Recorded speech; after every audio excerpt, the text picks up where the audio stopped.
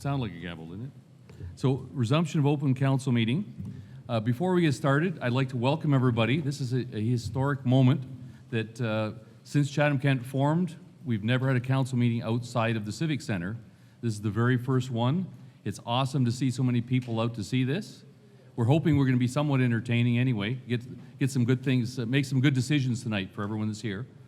So with that, we'll start with playing of the national anthem. If I can ask everyone to all rise. Tonight we have Haley Doucette. She's 15 years old and attends ESPC in Pancourt in the 10th grade. She takes lessons from Crystal Gage. Haley, welcome.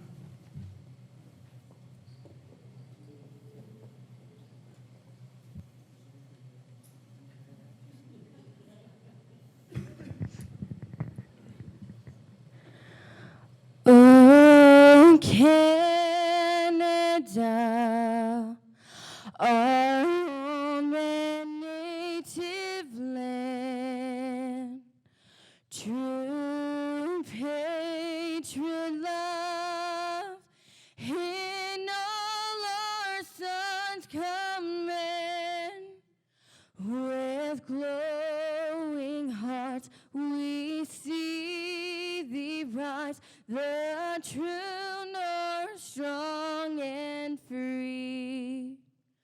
From far and wide, oh Canada, we stand on guard for thee.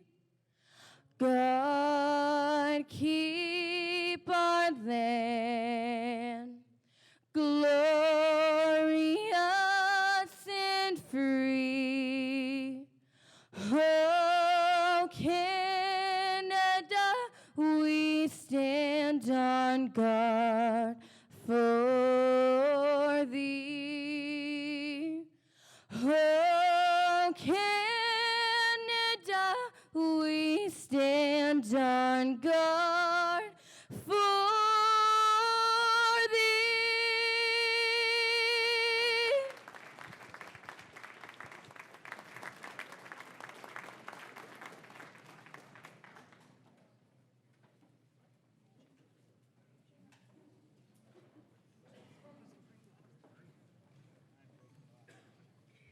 Is there a supplemental agenda? No, there is not. However, council, due to our premises that we have here, as you are well aware, you have the microphones and we don't have the voting system. You will be happy to know that it is fixed in our council chambers for when we return, so all of that will be back on. So tonight, again, I just ask that you show your hands nice and high so we can see the votes. Thank you. Disclosures of pecuniary interest, direct or indirect, for open session agenda items and the general nature thereof. Seeing none, item 9, recognition. So we have a recognition of Amy Larson and Beth DeRocher for receiving the Governor General's Emergency Medical Services Exemplary Service Medal. I'd like to call up Councillor Finn and Councillor Pinsino as well.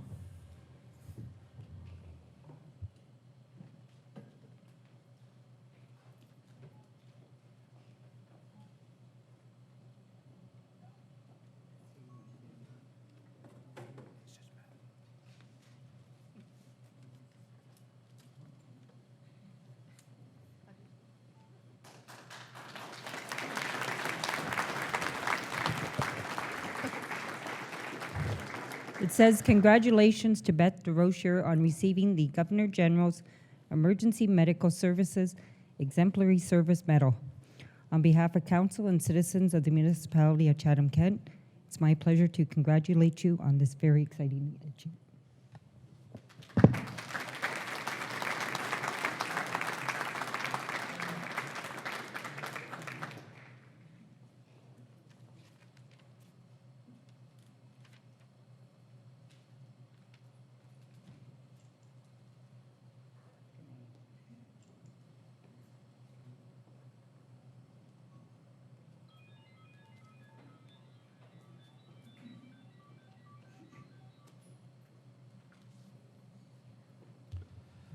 Item 10, presentation.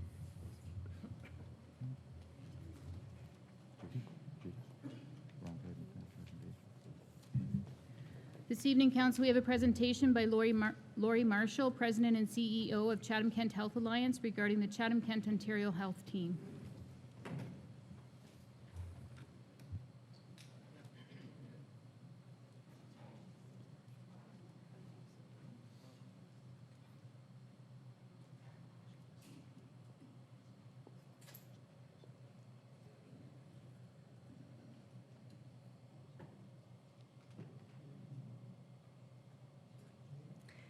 Mayor Caniff and councillors and the residents of Tilbury this evening. I'm delighted to be here to share with you the progress of our approach towards the creation of a Chatham-Kent Ontario Health Team.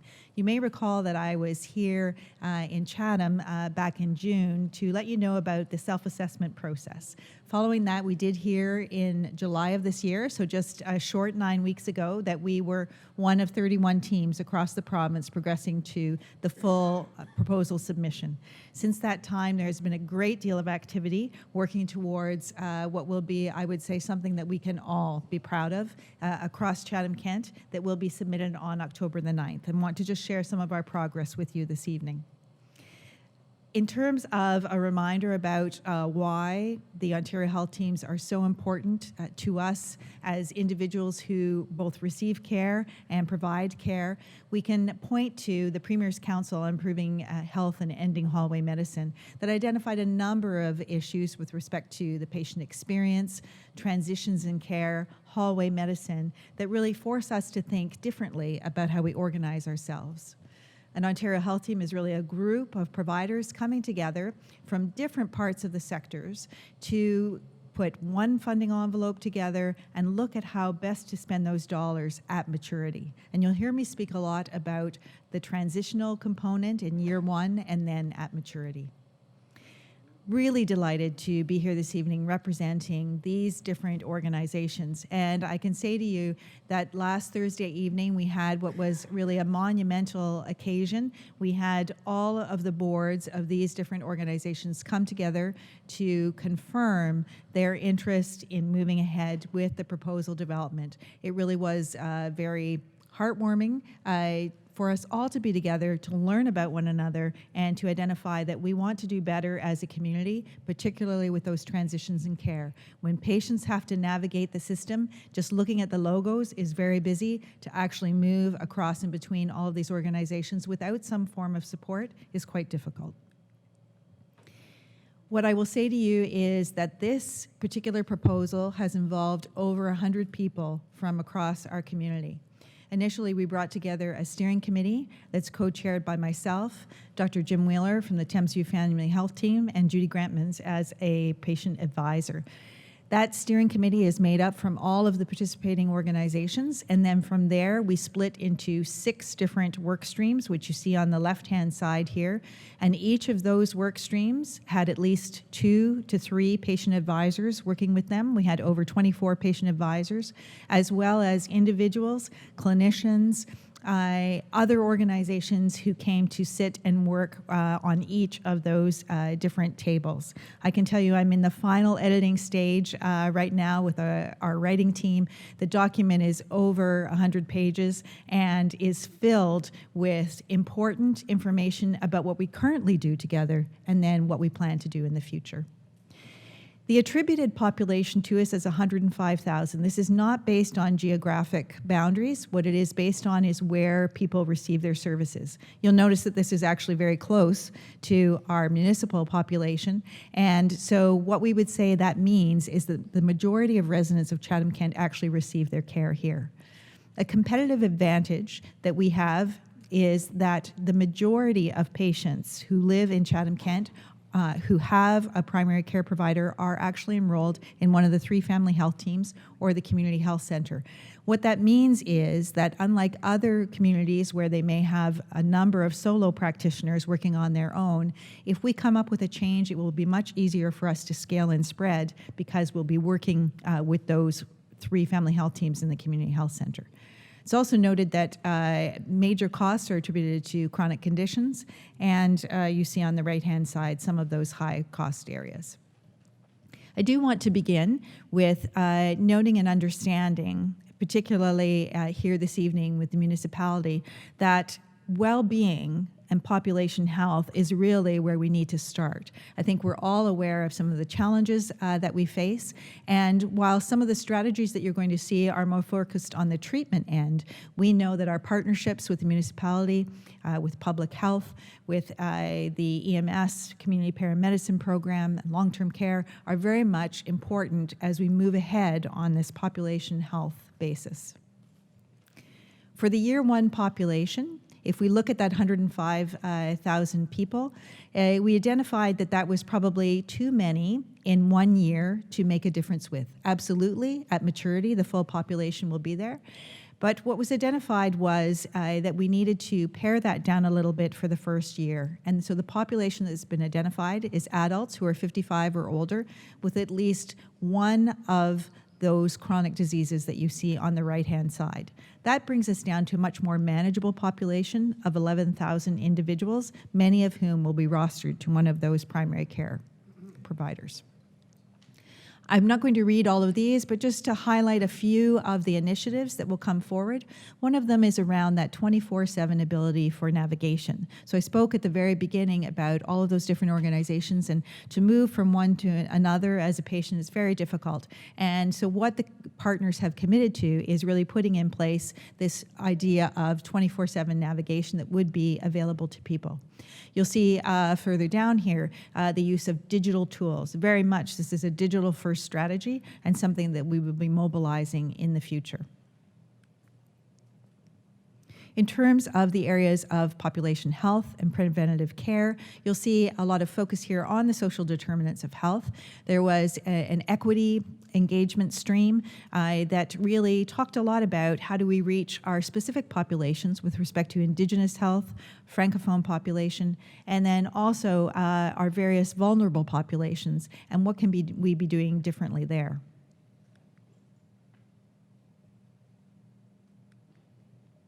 I will spend a little bit of time speaking about governance, and this is where I'll underscore again the transitional piece as well as at maturity. Currently, we have a steering committee. That steering committee's mandate ends as of October the 9th when the proposal has been completed. However, we are having a discussion Thursday morning about what do we do between Thursday morning and when we find out whether or not we're moving on to the next stage. The transitional governance structure that's been suggested is one that would be in place for the first year, and it would build on the current steering committee. The concept of one vote per organization is something that we very much believe in, and it's manageable when we have 15 partners at the table. We recognize that after year one, that group, though, is going to continue to grow because the organization who will come on board will grow, just based on the fact that we'll be moving from that 55 plus with chronic disease through to eventually the full population of Chatham-Kent. And so what we will move through at maturity is a more of a representational kind of model for the different kinds of organizations. Also key in the governance structure will be the involvement of primary care practitioners at the governance table, as well as patient advisors. And you'll also see under that governance structure, there is a patient advisory panel and a primary care council, both of which will be foundational to the governance moving ahead. The full governance structure would then be supported by a secretariat, and that secretariat will come from individuals across our various organizations who will be provided in kind to work and support the work of the Ontario Health Team. One of the things we've talked about is how do we split costs up, and what we've identified is that we will have a fair and equitable distribution of costs, and it's based on the percentage of LHIN funding that the organizations currently receive when that's all added up. So I can say to you right now, the Chatham-Kent Health Alliance, for example, 70% of the LHIN funding in our region for Chatham-Kent, it goes to the hospital, and so we would bear 70% of the costs of the Ontario Health Team Secretariat going forward.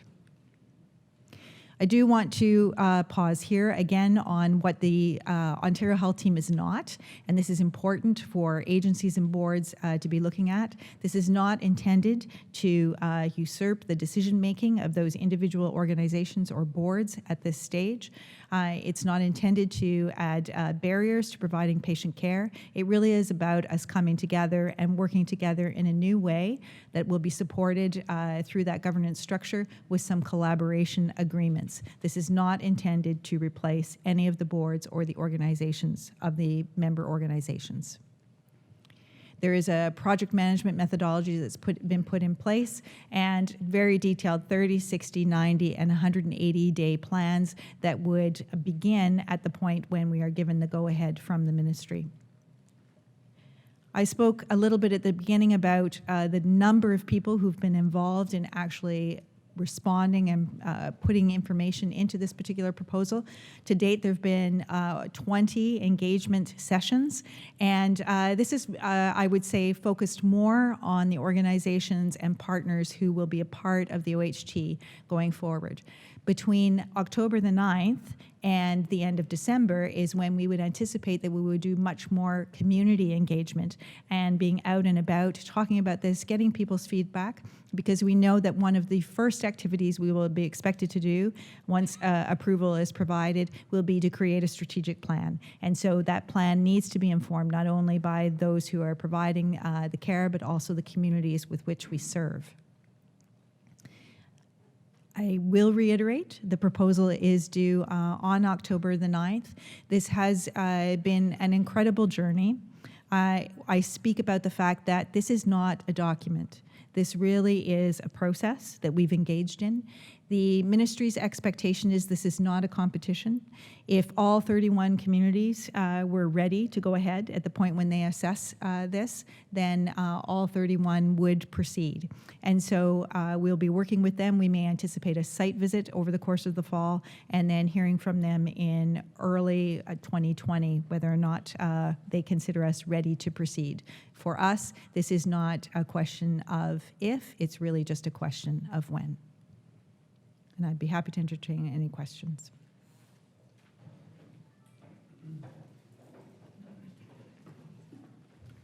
Any questions? Councillor C. McGregor.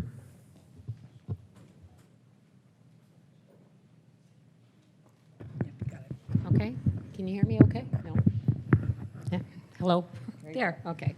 Actually, thank you very much for the presentation, Laurie, and for the meetings within the community, and wish you great luck in being one selected right away to start this process. So it sounds like you've really got things under wrap. But what I'd actually like to do is make a resolution that maybe council could support. So if you give me the lenience, I'll read it and we can go from there.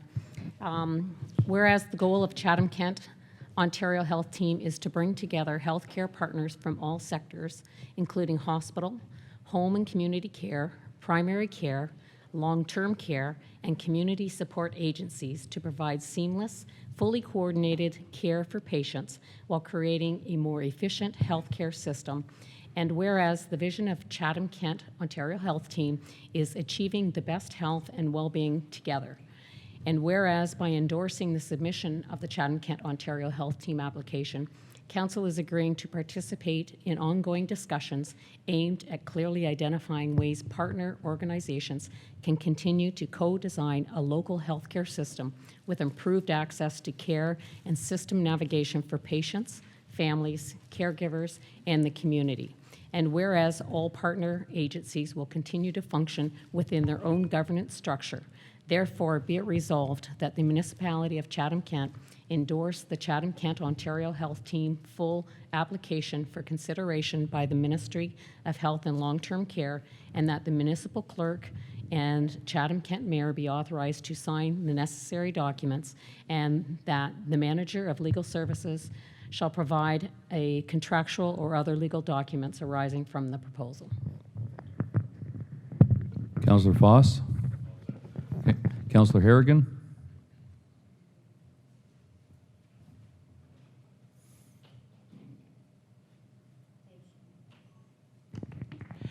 Thank you, Your Worship. I'd just like to declare a conflict of interest on this motion as an account that the Chatham-Kent Health Alliance is my employer. Noted. Any other questions related to this? Seeing none, we'll put it to vote. Put your hands up for support. Against? Carried. Thank you. Item 11, deputations. Thank you, Council. This evening, we have 6 deputations. I'll remind each speaker that you have a maximum of 5 minutes. We ask that you come to the podium and use the microphone and address Council. I will call out the first speaker and then who's on deck so we can be ready. The first one is Nathan Trudell on item 18A, which is with regards to investing in Canada's infrastructure program. On deck is Jim Pasevich.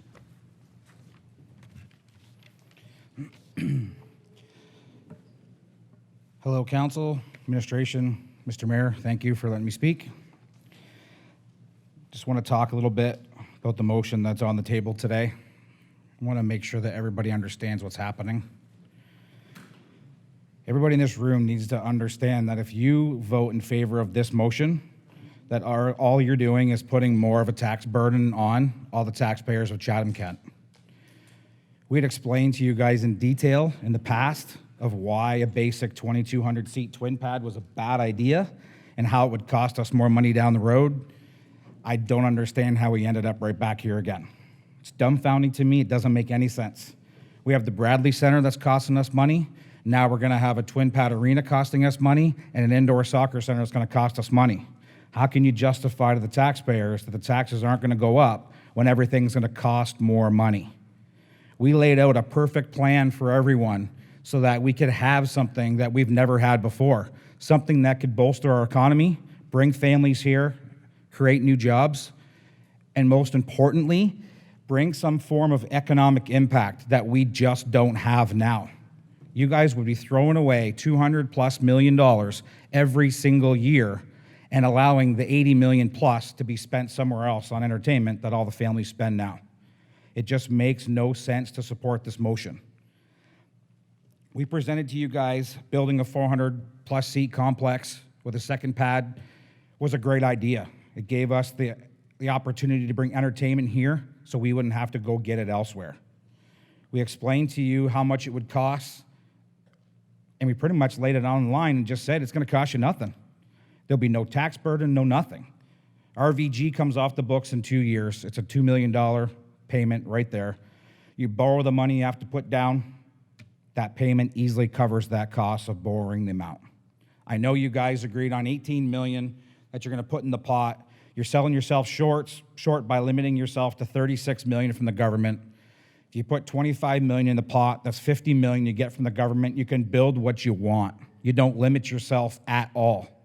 The proper discussions can be had and moved forward on. You vote in favor of this motion, you eliminate all of that opportunity and just put burden on all of us taxpayers. I may have been part of that group that did a lot of work, probably saved you guys $60,000. None of us in the group had our hand in the cookie jar. We did it because we knew we needed this. None of us were going to benefit from it, except for the fact that we're just taxpayers. And we wouldn't be on the hook for it, and we'd be able to enjoy what would come. You guys can choose to not listen to us, or you can finally choose to finally listen to us, because we've been right about everything. I argued with Thomas Kelly and Don about the money being available. There was money that was going to be freed up. Everybody told us no. No. Guess what? The answer was yes. I said the money was coming soon. Everybody said, yeah, whatever. We could be waiting 2 years. Michael Bondi, you were the worst one. When? Well, guess what? I told you it was coming fast, and it came even faster than I thought. I was right over and over and over again. And that's because we did our homework, we did our research, and we went out there, we knocked on doors, we made the phone calls, we sent the emails. We talked to Navistar. The board of directors at Navistar have never had any communication with any administration in this city. None. So anything they say is jargon, just not true. They tried to push this type of deal on you guys already, and thank God you voted over it once. You decided not to go with it, and you moved over it. You decided to do something good. The mayor told me right to my face multiple times, we're going to do this. We're going to build a complex. I just hope that you're sticking to your guns, because if you don't, it's not going to look good next election. Because just remember, we're all on the hook, you guys and all the taxpayers, if you make that mistake. And my biggest issue of all was administration had a decision to make recently on an RFP. They awarded it to some company. That should have been a vote that took place in council. I know it didn't have to, but it should have. It's a big decision, and there's more decisions that follow that one. You should have been included. So you should know that the company that the city has been working with for over 5 years was in on that, and for some reason, the city decided not to go with them. The company decided to go with has never built an arena before, ever. We're back where we were with the splash pad incident, where we went with a company that had never done something like that. Does somebody want to answer the question on how much extra that ended up costing us? Because we're going to be right back there again. Mistake after mistake after mistake by our administration. It's up to you guys here today That's time, to Mr. fix Trudell. those mistakes. So please, take heed what I say, fix their mistakes. Thank you. Next speaker is Jim Pasovich. On deck is Louis Rush. Well, how do you follow up that, eh? I'm just going to talk to you about the numbers and what Nathan's been talking about. I feel like I'm coming up here for the second time, and I shouldn't have to because you guys had enough of this material.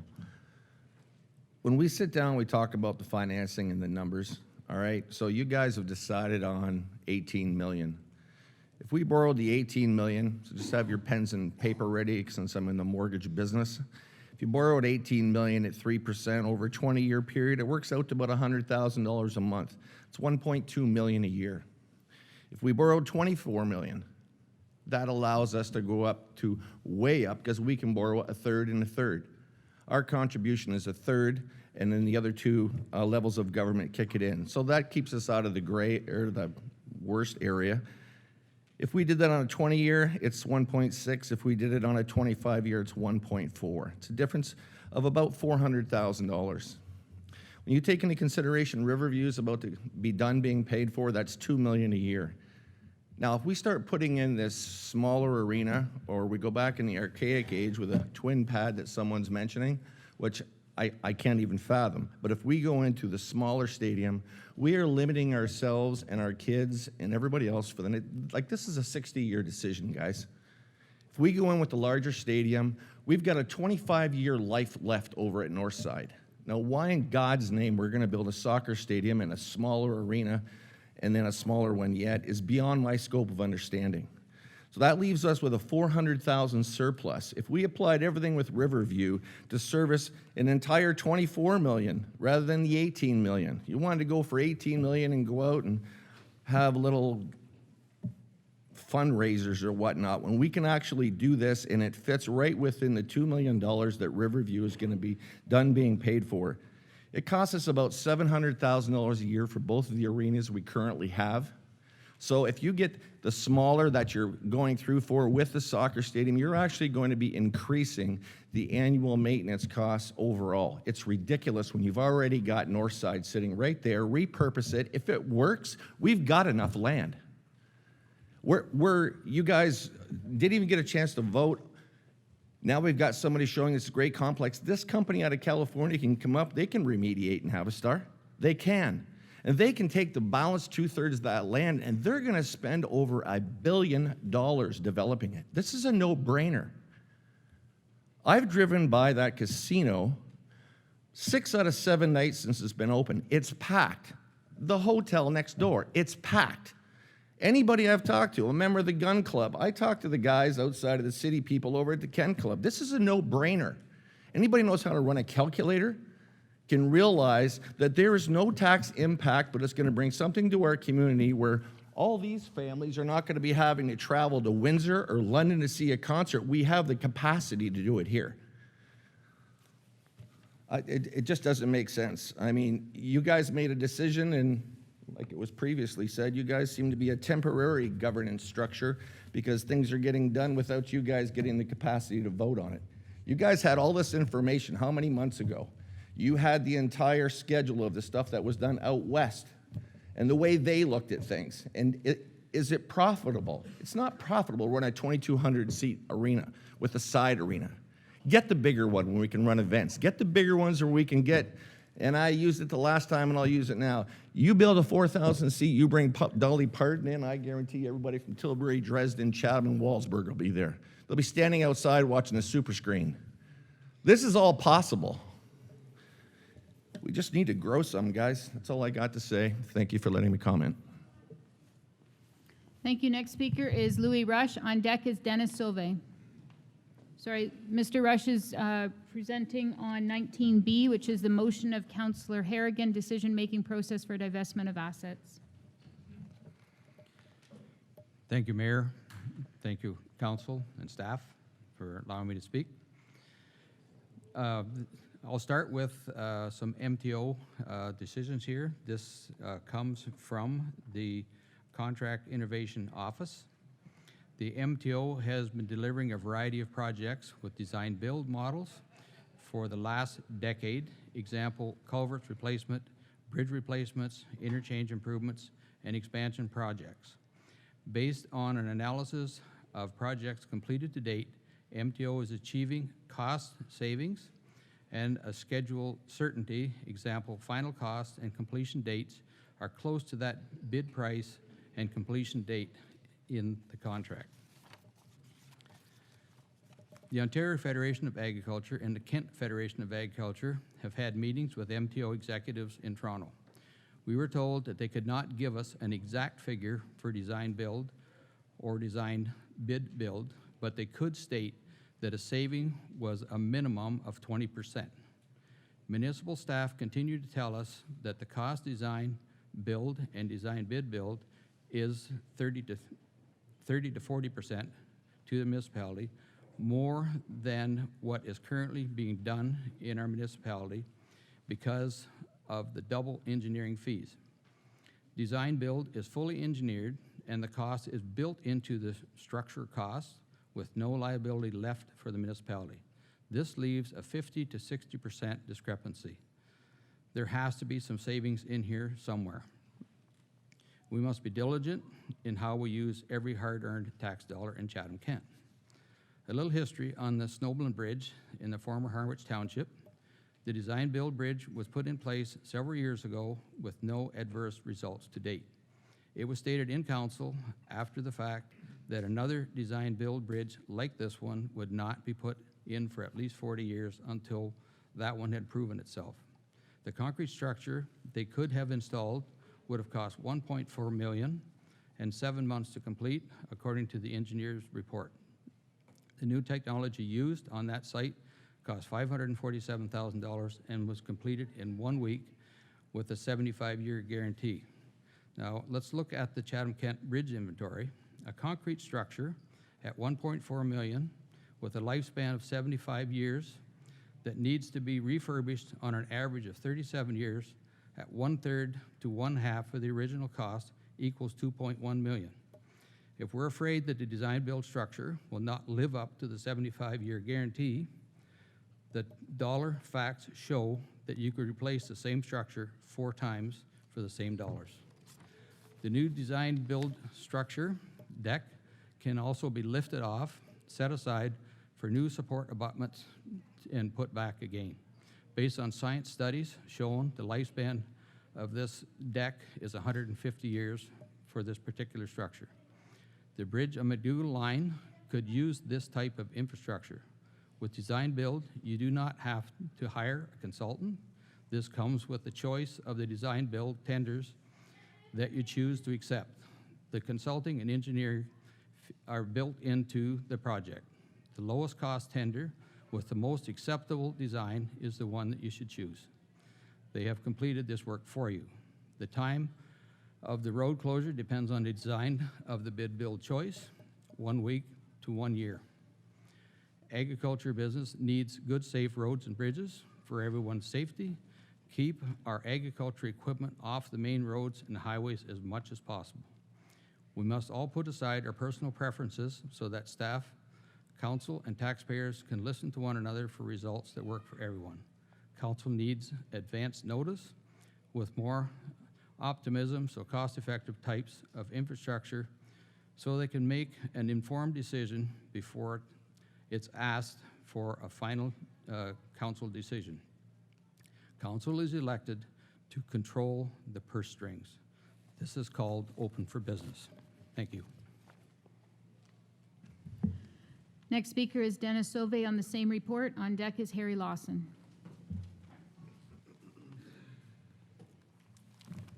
Good evening, Mr. Mayor, Council. I'm going to call this food for thought. First of all, let's call a spade. Closing our bridges is not reducing inventory. This term was made up by someone that's too embarrassed and ashamed to use the proper wording. It's called closing our bridges. Now, if you want to talk about reducing inventory, you have lots of it, tons of it. It's in stone. We don't want or need any more stone on our roads. In the last 25 years, my road alone has increased in height by 2 feet. That's an inch every year going into inventory. There are 1,100 miles of gravel roads in your municipality, and if they're all going up 2 feet, that's a lot of inventory not being utilized.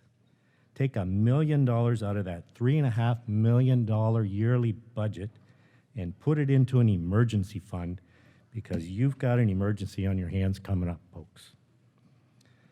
Number 2 is you have a small bridge on that paving line with little traffic, and you're spending $750,000 on it.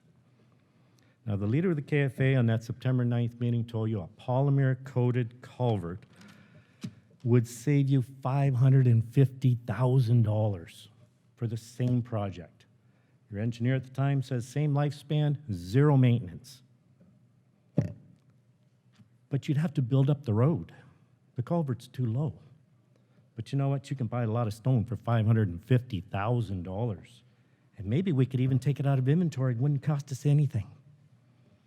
Put $550,000 into an emergency fund where it's needed. Number 3 is charity. Charity was started by farmers. Farmers, when they had an abundance, when crops were good, when we had an excess for ourselves, we shared with our neighbors who are maybe less fortunate.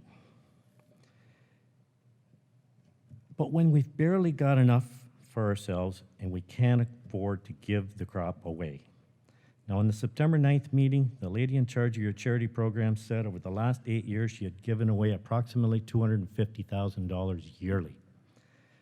But for the next 2 years, she's given an additional $150,000 and told to loosen the eligibility requirements. Now, why are we giving away an extra $300,000 when we're over here begging for you to find enough money to fix our bridge? Put $300,000 into an emergency fund because you have one coming. Number 4 is, Mr. Mayor, on September the 9th, you spoke and you put forth a motion for funding, and you stated, I just want to keep this simple. And you repeated it, I just want to keep it simple. Well, that's exactly what we want too. We just want to keep our lives simple. We don't want to be thrown out into the havoc and chaos of number 2 highway with our large, slow-moving equipment at an intersection that's already overloaded at peak times. Now, you have a busy corridor there with that Merlin Road. Because of the bridge at Prairie Siding and an overpass at 401, I've owned 22 farms in my career as a farmer, and 19 of those have demanded that I cross that McDougall Line Bridge. Now, there may be only 6 houses on that short road, but a lot of people use it to cut through. They don't want to be at that busy intersection either. 400 vehicles daily 8 years ago. And in my opinion, that's probably up 50%. I know it sure is on number 2. That bridge is extremely important. We don't need a $3 million super bridge. We just need it replaced with what was outlined in a report 8 years ago, $1.3 million back then. Number 5 is priority. The Gleason line is being repaired for a cost of $1.36 million. And I'm told traffic is 200 vehicles a day with a lifespan of another 5 to 10 years. The McDougall line has the same price tag, handling 2 to 3 times the traffic and is about to fail inspection. Who has the authority to prioritize these replacements? Because folks, this isn't rocket science. Fix the busiest and the worst ones first. So in summary, prioritize your work. Don't keep putting money into inventory. Don't waste our money, don't give it away needlessly, and keep things simple. I support this motion wholeheartedly, and I thank you for your time. Thank you. Next speaker is Harry Lawson on the same report, and on deck is Lionel Cartier. Mayor Caniff and councillors, I'm Harry Lawson here again representing the Kent Federation of Agriculture's membership. The first thing I will say is that the KFA fully supports Councillor Harrigan's motion as written. This motion clearly defines the necessary components to solidify council policy around right-sizing municipal assets. Council can make better decisions by having all the facts in hand when making those decisions. And if money is a problem, then you work smarter, not harder. You don't hire more staff to study it. You look at the situation and figure out how to do it best. KFA's mandate is to advocate on behalf of our membership and rural Chatham-Kent in general. A basic component of that mandate is to communicate to council. A basic requirement of agriculture and agribusiness is to have a fully functional transportation network. KFA has and will continue to remind council that agriculture operations don't require fancy bridges, but do require functional bridges. Thank you for your time.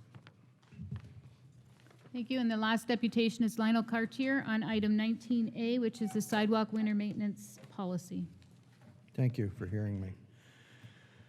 I own a couple commercial properties in Chatham, which is about 405 feet of sidewalk in front of my properties. I have one that butts up to Liscar Street in Chatham. I already clean it with my contractors. When the snow plows can't handle it, we do it, because our parking lot goes on to Liscar, so we keep it clean for about the 6 houses that are there. I pay about $47,000 in property taxes on my buildings. So I'd like you to continue with option one. I'm willing to give you a little bit more tax money because I don't want to have to shovel and I don't want to have to make sure my sidewalks are clean. They're your property. We already cut your boulevards. So, and if you do go with option two, I'd like you to do it like Windsor on a complaint basis, as far as instead of having a monitor, a sidewalk monitor that you're going to hire. Your best monitor, I think, are the mail delivery people. They complain about everything. If there's a little bit of snow on the sidewalk, they can't make it to your mailbox, so they're your perfect watchdogs. That's about it. Thank you. Item 12, consent agenda. Any items to be removed from the consent agenda and placed aside for consideration and debate separately? Councillor Kirkwood-White.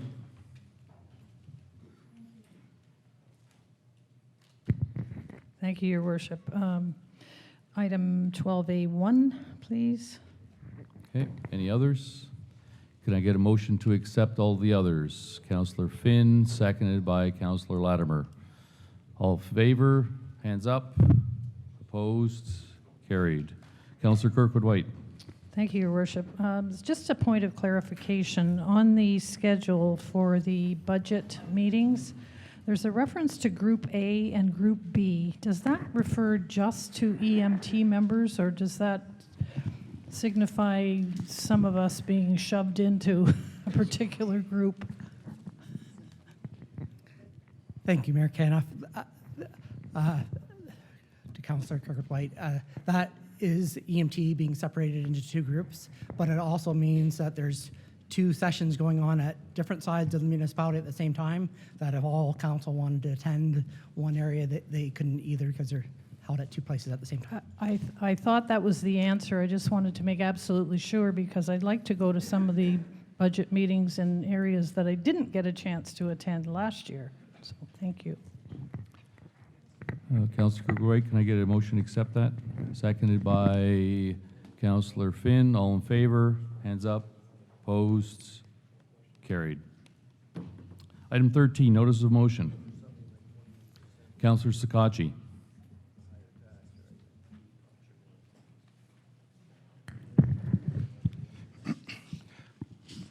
I, Councillor Anthony Sakachi, here provide notice that I will bring forward the following motion at the November 4th meeting for discussion and voting. Where the municipality of Chatham-Kent recognizes the significance of tree cover as an important part of a balanced and healthy ecosystem, and whereas the municipality of Chatham-Kent has less than 6% natural cover, including trees, wetlands, grass, and pollinator habitat, the lowest percentage for any upper-tier, single-tier municipality in Ontario, and whereas it is important ecologically to reduce fragmentation of such cover and increase wildlife corridors, and wherever possible establish grass buffers to keep soil on the land and out of the drains and waterways. And whereas we believe there is a role in the municipality can play with partnering and consulting with conservation groups, community partners, and private landowners, be it therefore resolved that council direct municipal staff to prepare a report with aim of planting a minimum of 1 million trees within 4 years, identifying public lands that can be used to support this initiative, identify best practices from other municipalities on this subject, identify ways to incentivize landowners to plant and maintain tree cover and other natural habitat, identifying any potential community partners who can help the municipality achieve its goal. This report is to be prepared by the November 18th meeting of council. Item 14, tender awards. Item 14A, Delivery Service of Dietary Services Management Riverview Gardens, RFP R19-195. Councillor Crew.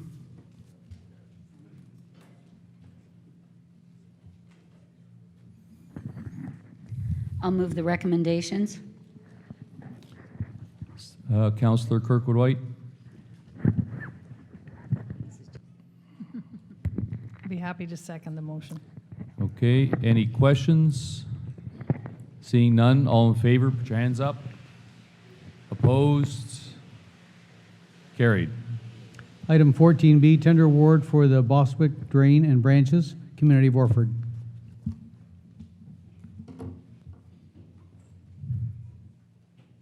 Councillor Foss. Thank you, Your Worship. I'll move the recommendation. Councillor McGrail.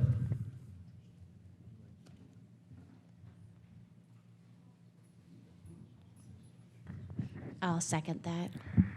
Any questions? Councillor Wright.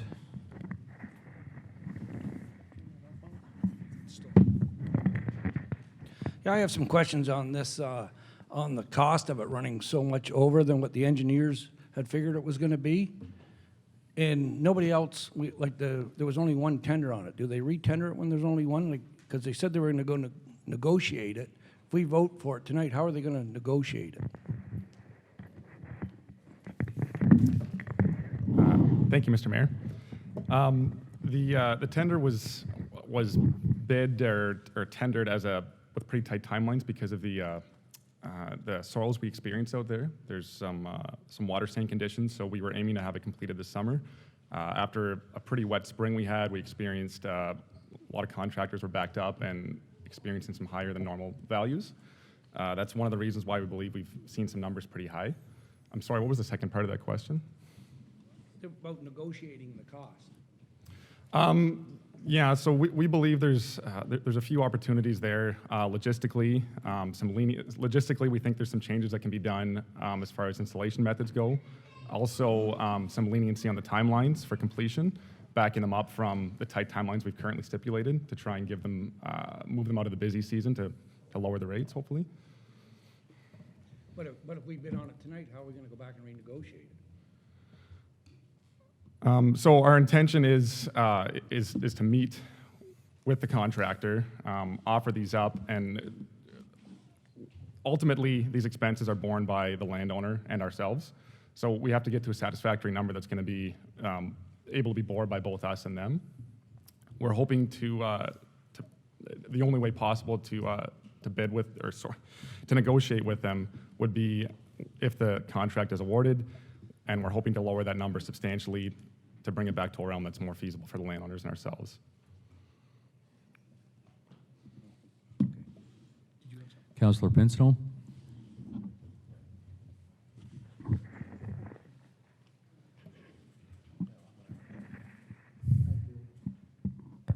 Thank you, Worship.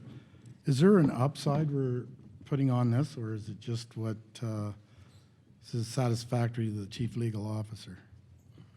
Upside, I mean for the cost, upper cost limit? We do have one, or we have an idea of what would be a more acceptable number given normal circumstances. We felt it wouldn't be prudent to include it in the report as it might limit us in our negotiations with the contractor. Yeah, I get that, but this is about 46% higher than what we had planned on paying. So that's, I don't know. What are our options here? Can we send this back and re-tender it, or do we have to change the whole scope of it? So we would have to substantially change the scope of it, which would require re-engineering, or we could delay the construction by a minimum of 2 years in order to re-tender it in the same format. Delaying it by 2 years would just further some hardship to those landowners who are currently experiencing some drainage issues. Would this one be a good option for the design build? Or we could save a pile of money in engineering? Given that we're limited by this construction's being done under the Drainage Act, we're limited under the circumstances this can be constructed under. It has to be passed through the formal process of Drainage Act by the drainage engineers. So it's not something that can be done in-house, design build. It has to be done by a third-party drainage consultant. All right, thanks. I'm just not comfortable giving a go-ahead on something that you don't know what it's going to cost you. Councillor C. McGregor, followed by Councillor Thompson and by Councillor Sakachi. My question, and it might have kind of been answered, so, but I was just going to ask that if there's no room for negotiation, do we end up with the 412.5? If this company just comes back and said, no, we're not negotiating, are we giving you the go-ahead to move at 415,000? Our intention would be to meet again with the landowners, and barring some great changes in their circumstances, we don't anticipate they're going to be willing to see a 67% increase on above and beyond their assessment. We can't see them living with this right now, which is why we're recommending that we negotiate to get this to a much lower rate. Okay, so, and if they don't live with it, then this contract fails, and it goes either down the road or Yes. goes back out for retender. Yes, so we would then be left only with the option of either returning to the drainage engineer to have a substantial scope change, or delaying the project by 2 years and retendering or rebidding it under those completion timelines. Could we defer this back to give them the go-ahead to go and negotiate, but that we, with the understanding they can negotiate without passing this until we get a dollar figure to go with it? Can I do that? That's a motion. We seconder on that. Councillor Pinsino.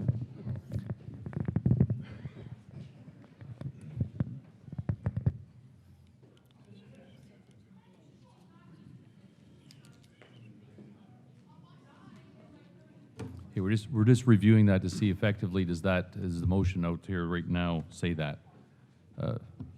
Mr. Kelly? If I could add, thank you, Mayor. This is a contract that consists of OMAFRA grants. It's primarily borne by the landowners, and we have about 20% of it.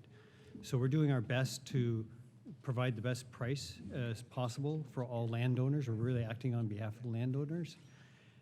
So the plan is to negotiate that price, go back to the landowners. If they don't approve it, they're paying the bulk of the bill.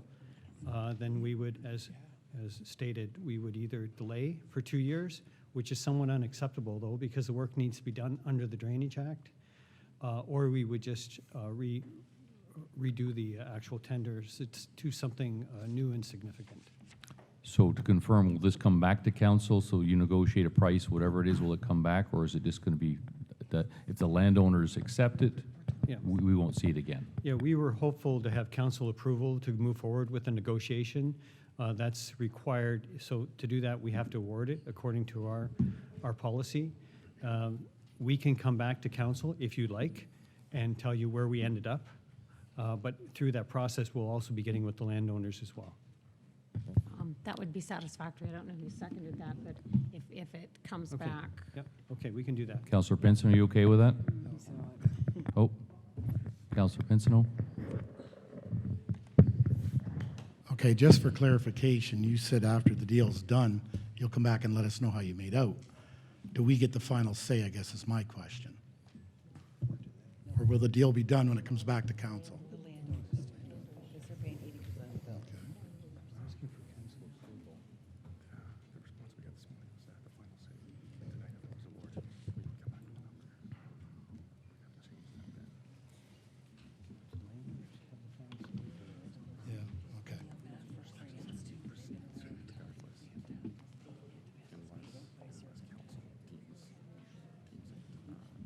Yeah, okay. Yep. So we're just checking some of the rules of the Drainage Act, and council can decline the contract at the end of the day. Okay. Understand, though, again, the landowners are the primary supporters of this. Okay. So we're going to meet with them to ensure their concurrence. So my concern is, they would concur, and I bring it back to council, and you say, no, we're not going to approve that. So that's where it gets a little difficult. Okay, I get that, and I'm in agreement with that. But you'll have what's the 66%? Is that the number in favor of the landowners? Yeah. In order to, okay. All right, I can work with that. Okay, Councillor Thompson, followed by Councillor Sakachi. Thank you very much. And this goes to a slightly broader question. I can't remember. I've never seen a contract or anything like this come forward where it said, we don't like it, we're going to go renegotiate. Can anybody speak to that? Like, I've never seen even a single tender where this line has been in there.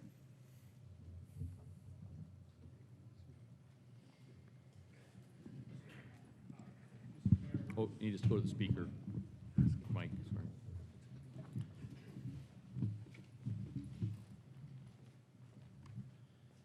Mr. Mayor, so when a project comes in above 10, to answer your question, yes, this happens. So when a project comes in over budget, we're allowed to cancel the project. And if we want, we can go back, and I think all staff are asking here is let's go back to the contractor, say we're way over budget, and we want to see whether you'll give us a lower price. I would also add that work under the Drainage Act has to be done in order to meet our duties to keep the drain maintained. And we're liable as a municipality if we don't maintain it. So I think what staff are saying is that we need to get this work done. And the other piece to it, again, is that since 80% of it's being paid for by others, by the landowners, then it's generally, just a goal to get the work done. But I understand there's a desire to get a price that makes sense for the staff, because from their perspective, it came in way over budget. Okay. Yeah, I'm actually fairly comfortable with letting the landowners decide. It is way over budget. Councillor Wright wanted me to ask, is this a clean out? Is this a new culvert? Can you kind of describe what the scope of work is? Yes, thank you, Mr. Mayor. It's a Section 78 drainage report. So essentially, what that means is it's an overall improvement and repair of an existing tile drain. It's a large, it's a very old, currently a very old tile main. It's not meeting a satisfactory level of service for the landowners and for the road authority along the Dewart Road at the turn line intersection. So the physical work involves installation of large diameter concrete or plastic tile with, I believe there's four different drainage branches crossing the Dewart Road and entering private landowners' fields. Councillor Sakachi? Through you, Your Worship, I'm okay. I was going to make a recommendation that Councillor McGregor did, so I'm okay. Thank you. Okay, so just to confirm, Councillor C. McGregor, you've pulled that. Okay. So the original motion is on the floor right now. Seeing no other questions, we'll put it to vote. All in favor, put your hands up. Opposed? Carried.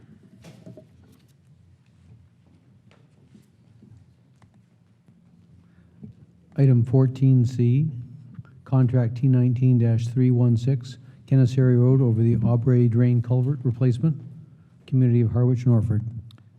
Councillor C. McGregor.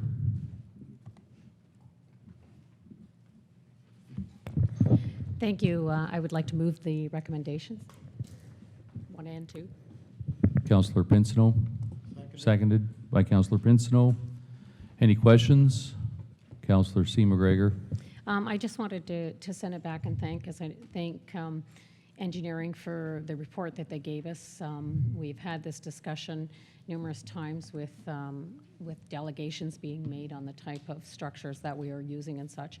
And in this one, this is one that I actually see that we're going to use the polymer-coated steel in this drain, shown under the innovation portion of this contract, and also to thank our engineering department, because at our infrastructure and innovation meeting last week, Mr. T-Bear and Mr. Thomas very well explained to us the difference on how they choose different structures for different locations, because each one is a little bit different. So I really appreciated that, and I do think we're working towards some education towards this for counselors. So, and I look forward to that coming in the future.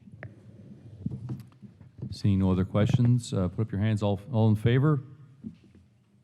Opposed? Carried.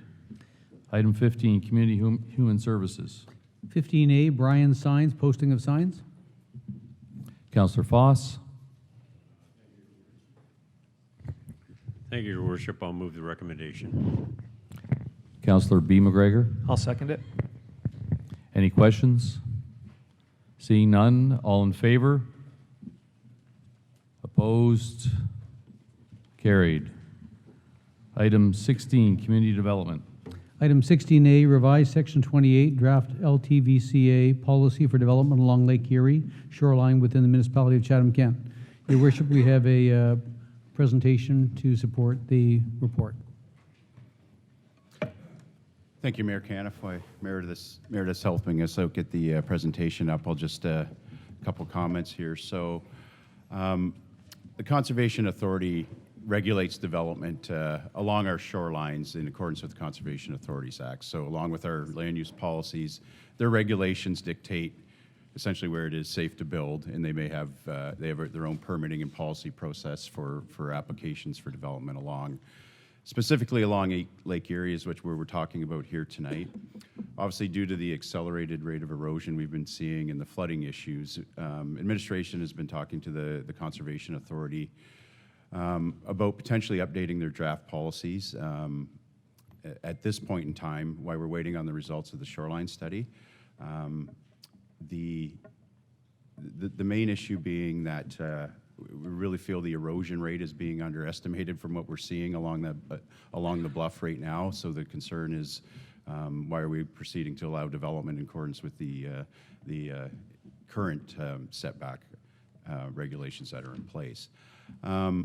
So with that, we've also heard from the Conservation Authorities heard that the current policies could be a lot easier to understand and in a format that makes it easier for landowners to understand. So that's part of this exercise as well. So this update, as I mentioned, just applies to the Lake Erie shoreline. And it was approved by the Lower Thames Conservation Authority Board of Directors back in August to go out for review and comment. So it's been posted through various media channels. Every landowner or property owner that's impact along there was also mailed a copy of this as well. So they're looking for comments up until this week, and then the board will make a decision in October on these policies. So with that, I'm going to turn it over to Jason Wintermute and Jason Homewood from the Conservation Authority. I'll walk through a brief presentation on what these proposed changes are about.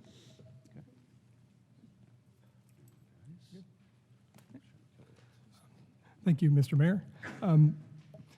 There is information in the agenda package that describes the process in a bit more detail. So the beginning of this, I'm going to go through fairly quickly. So provincial legislation defines flood-prone and erosion-prone areas as hazardous lands, and generally speaking, prohibits all development in those areas. One of those pieces of legislation is the Conservation Authorities Act and the associated Conservation Authority regulations. These are two places where the hazards are defined, where those areas are, and talks about the prohibition. Now, you don't need to totally limit the development. There are certain types of development that could be acceptable in those areas. And so the Conservation Authority's regulations basically has a mechanism in there that would allow development, and it's the permit of the Conservation Authority. So the way the legislation is worded, it's permissive, and it uses the expression in the opinion of the authority, which necessitates an explanation of what the authority believes is acceptable, and that is our policies. And so that's what we're talking about here today. We're talking about some policy changes now, which will hopefully lead us closer to where we anticipate that the Chatham-Kent shoreline study will lead us into another set of policies once that report is finally there. So why are we looking at a policy update? Well, Bruce spoke just a second ago. One of the things is we're seeing an accelerated rate of erosion on the shoreline and increased damages. We're all aware of that. So that's one of the aspects that we're trying to get ahead of.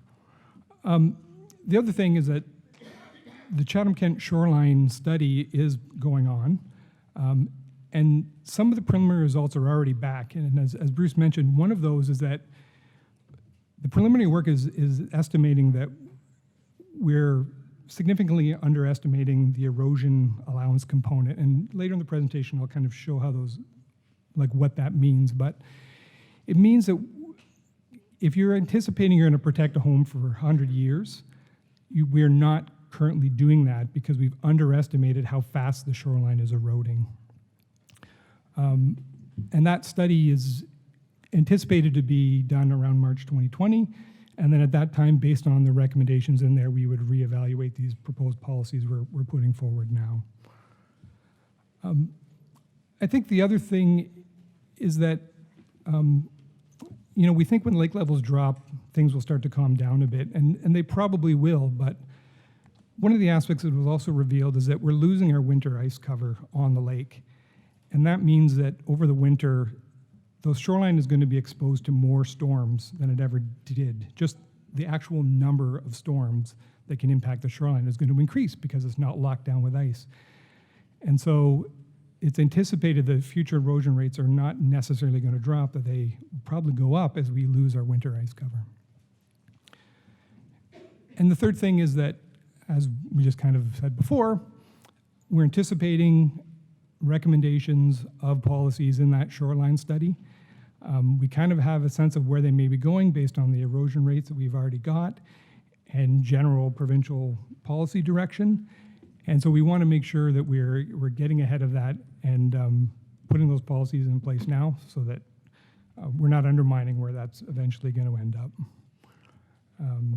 And then again, as Bruce mentioned, it provides an opportunity for us to help clarify some of our policies and put them in a format that's more consistent with the provincial approach and where other neighboring conservation authorities have written their policies. Okay.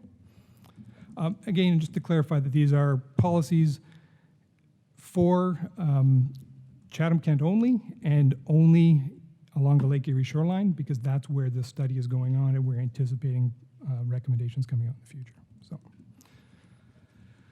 So there's a description in the agenda package, but we just wanted to put some diagrams up to hopefully explain to people the kind of things we're talking about. So if you have a development on the shoreline, this is kind of a figure of the shoreline.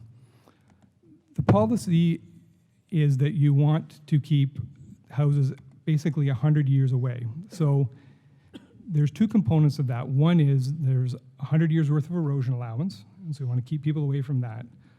But there's also something called the stable slope allowance, and that is basically the soil naturally has an angle at which it will be stable, and if you oversteepen the bank, it's no longer stable and could collapse. So the setback includes the 100-year erosion allowance and the stable slope allowance, kind of as shown up here.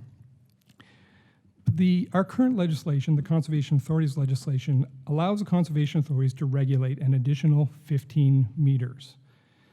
And so currently, our policies would restrict development within the stable slope and the 100-year, but current policies do not restrict it within that 15 meters. It's still a regulated area, and we would have the option to. The kinds of developments that we currently allow in this area is generally accessory structures or an addition up to 20% of the building size footprint. That's currently what the policies would allow.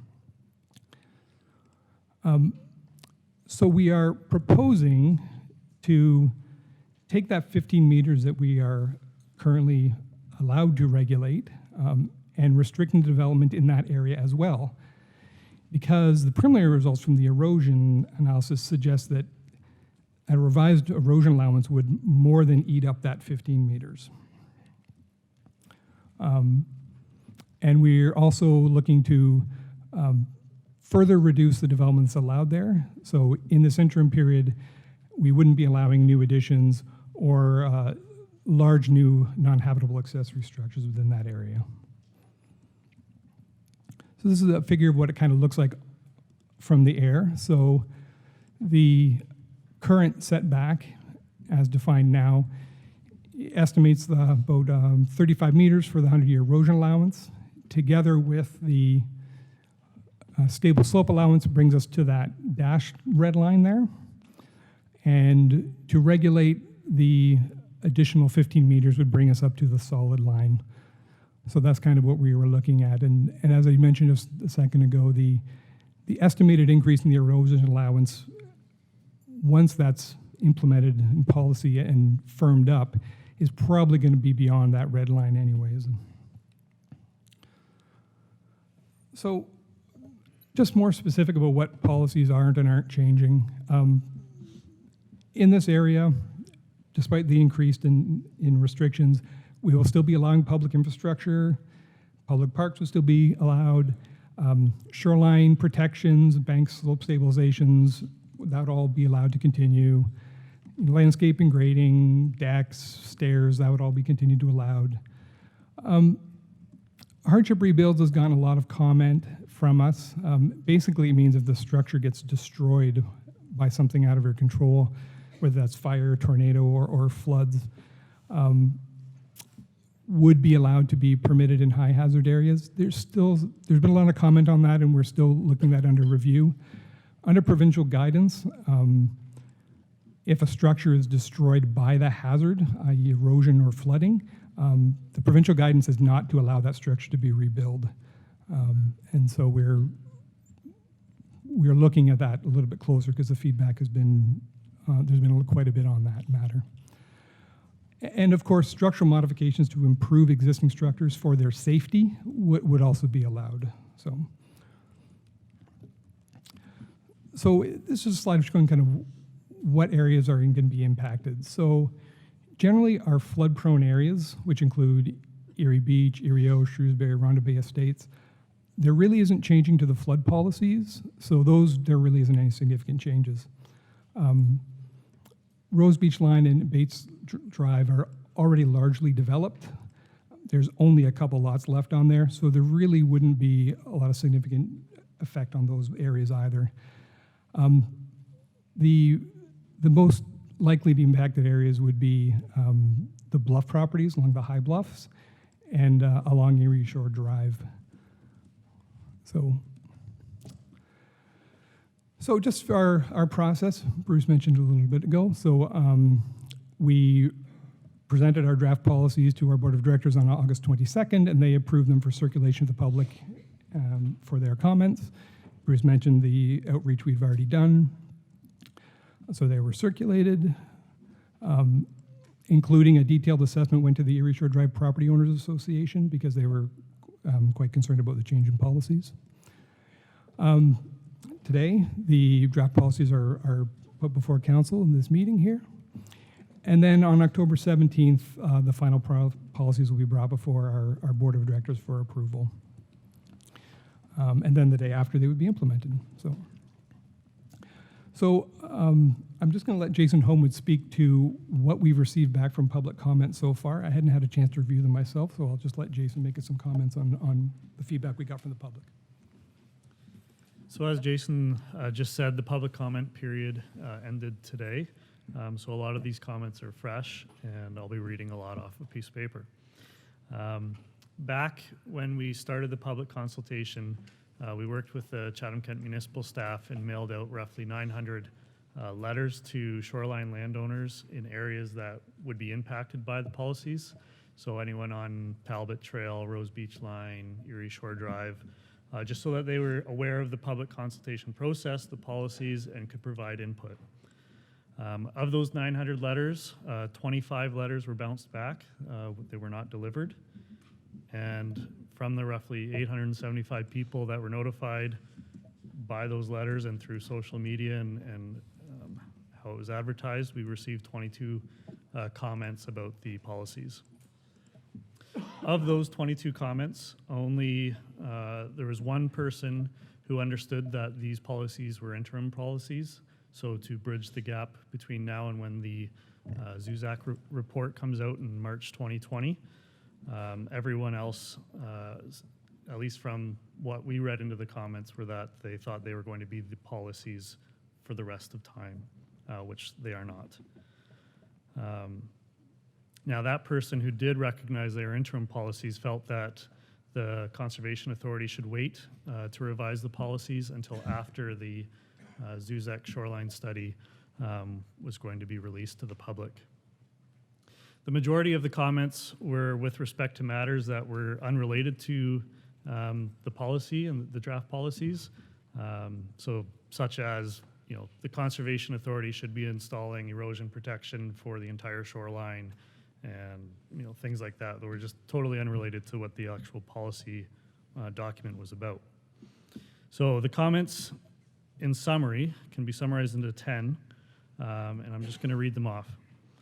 The policies should not change prior to the Chatham-Kent Lake Erie Shoreline Study report being released to the public. There was not enough time to comment on the proposed policies that were provided. The public consultation period was inadequate. The process lacked transparency, and we should have held public open houses. The policies should be replicated under municipal bylaws. There should be a grandfathering period to process permit applications under the current policies. You should allow hardship rebuilds if the structure was destroyed by a fire in erosion-prone areas. You should allow hardship rebuilds if the structure was destroyed by the hazard, i.e. flooding or erosion, in erosion-prone areas. Landowners should be allowed to build accessory structures anywhere they want on their property. That one in particular came from someone who their residence is right at the top of the bank of the bluff, and they recently moved here, and they would like to build a 3-car garage. You should allow second-story additions to be built on existing structures. And landowners should be allowed to maintain their existing shoreline protection. So that last one, that policy is not proposed to be changed. We will still allow maintenance of existing shoreline protection.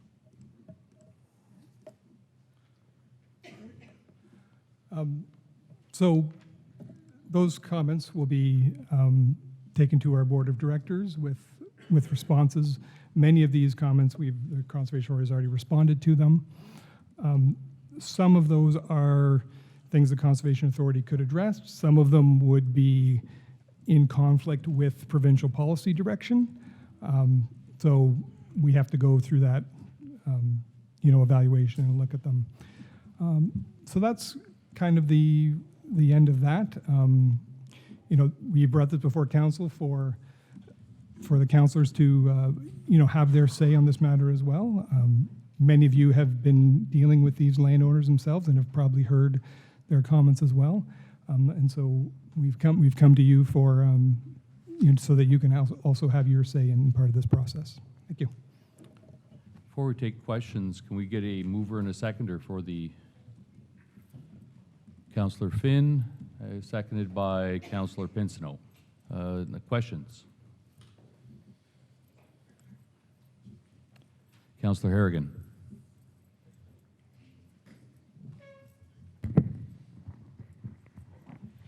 Hi, I have two questions. The first is around, in the presentation, the hardship rebuilds. There's the comment that hardship rebuilds will continue to be permitted in high hazard areas, and that's under review.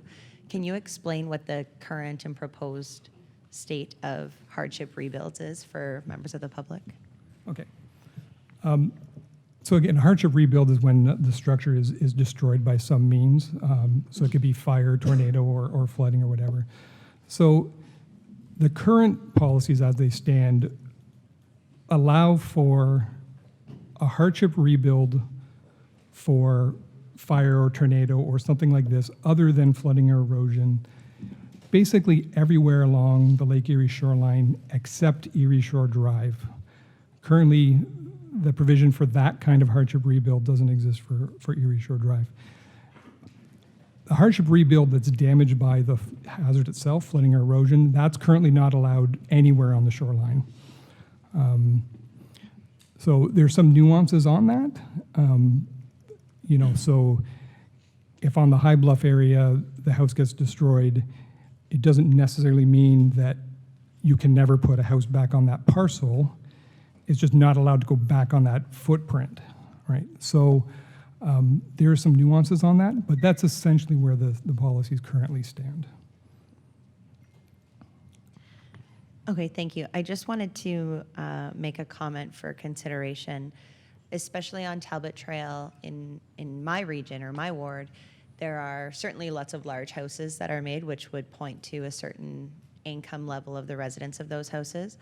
There are also some much older houses and smaller houses where if there was, you know, an unfortunate event or a fire, there's likely not the means for somebody to just up and move. They would really, you know, look at needing to stay. And I think it's important that the conservation area consider, you know, all residents that are looking at that would be impacted by some of these changes in policies, which I'm sure you're doing, and some of the feedback that you're getting is probably pointing to that as well. The second question that I have is around looking at homeowners who really do want to protect their land. And again, I'm speaking about the High Bluff area because that's the area in my region. So recently, Talbot Trail residents had a community meeting that I attended, and I had gotten feedback from homeowners that there is a desire by, you know, individual homeowners or even groups of homeowners to do things to protect their land, so to build up so that the erosion levels might be reduced a bit on the High Bluff area. They noted that it was difficult to understand what steps they needed to take in order to make that happen. So who is it, or what could residents do if they're considering or looking at doing some of that personal development or private development, and what would the process be from the Conservation Authority's perspective? That's a big question, because there's a lot that could go into that. You know, everywhere from soft solutions like planting grass and trees and brushes and trying to stabilize, all the way through to some of these very expensive hard engineering that have been mentioned. And so each of those triggers a different level of response from different agencies. So if you're talking some of these soft solutions about, you know, plantings or things like that, then largely that can be done without a significant amount of provincial agency involvement. You can talk to the Conservation Authority, and we have stewardship people that can help with that. As you move up that hard engineering level, then it becomes more complicated. So all those kind of engineering works would require Conservation Authority's permissions. Once you start getting into the water, then you trigger a whole additional group. There's Department of Fisheries Oceans may get involved, Ministry of Natural and Forestry, Ministry of Natural Resources and Forestry would get involved. So those, depending on what they're trying to do, may trigger a whole series of other options. So it's difficult to say right now what they, where they would end up and what approvals they would need. I guess I would say if they have ideas of what they want to do, then they should approach the Conservation Authority, and we can help or direct them as best we can to get that going. Fabulous, thank you very much. Councillor McGrail, followed by Councillor Thompson. Thank you, Mayor Caniff. So quick question, why can we not just do status quo until the report comes from the province? Why can't we continue what we've been doing, and why are we looking at this now until we get that report? Well, I think what we're looking at is what is going to happen in the interim. And we've already seen people put forth very large applications, like applications for very large projects to us that we're not necessarily certain that they're would be wise or necessarily safe under the proposed kind of, and I'll say proposed policies, but the policies that we see coming around in March laterwards. So I think Jason mentioned a very large 3-car garage on a bluff property. There are other proposals we've had for attached garages, detached garages, additions to structures. And so I think the idea is if we know that down the road those may be not allowed, then something should be said now rather than, in 3 months ago somebody comes back and says, well, this wasn't a good idea. Why didn't you tell me back then? So I think there's a balance there, and I think we want to put this now so that we don't get there in March and then realize that people rushed and did a whole bunch of stuff that wasn't necessarily would have been considered wise under the proposed policies coming through from the shoreline study.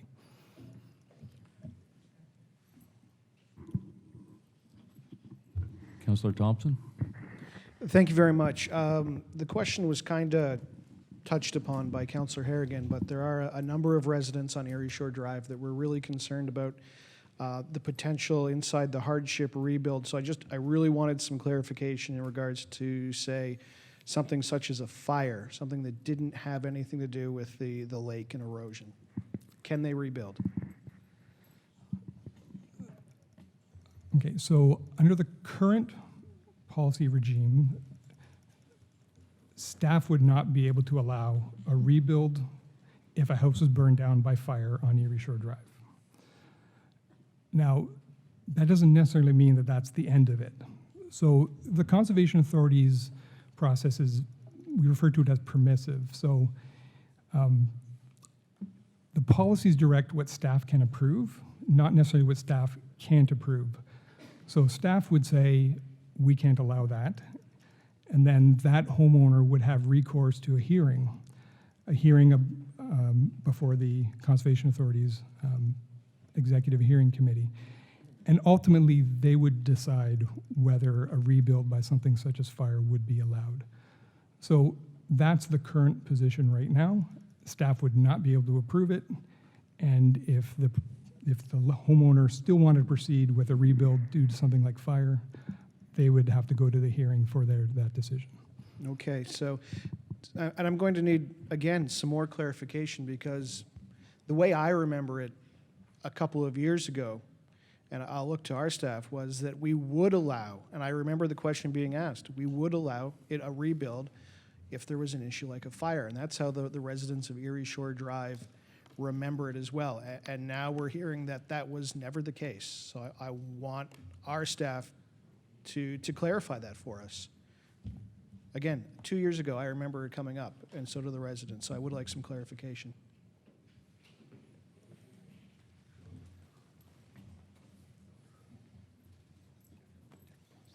Yeah. No shock about it. Thank you, Your Worship.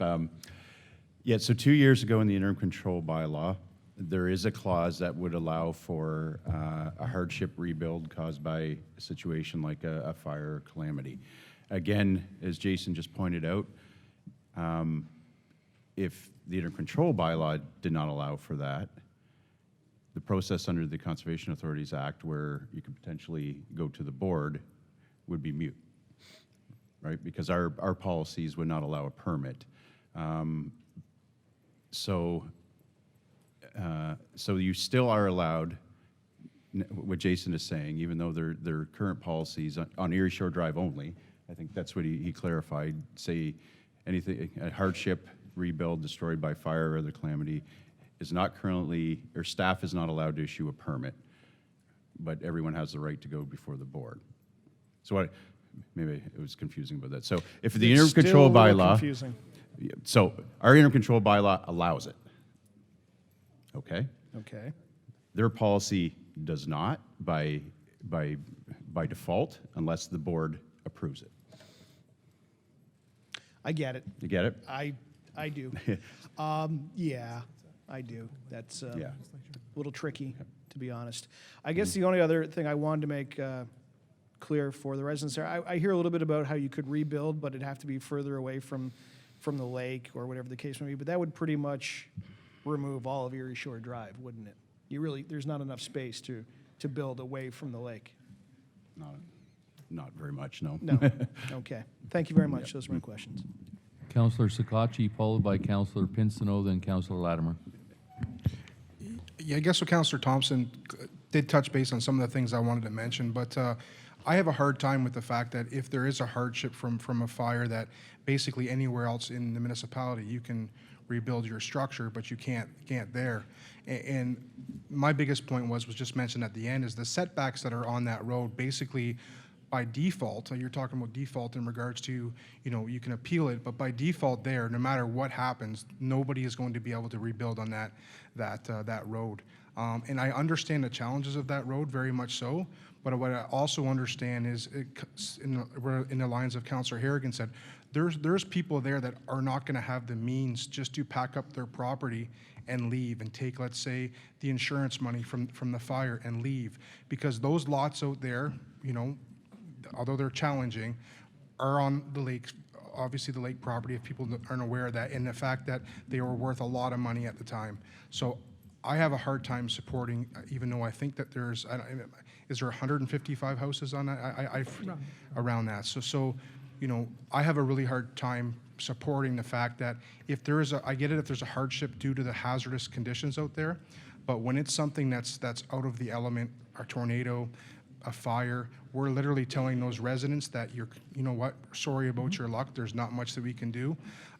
So I guess if you're looking for our feedback in our comments, my comment would be is that I would like to see that something in there to grandfather the residents that are out there now to rebuild if there's a fire.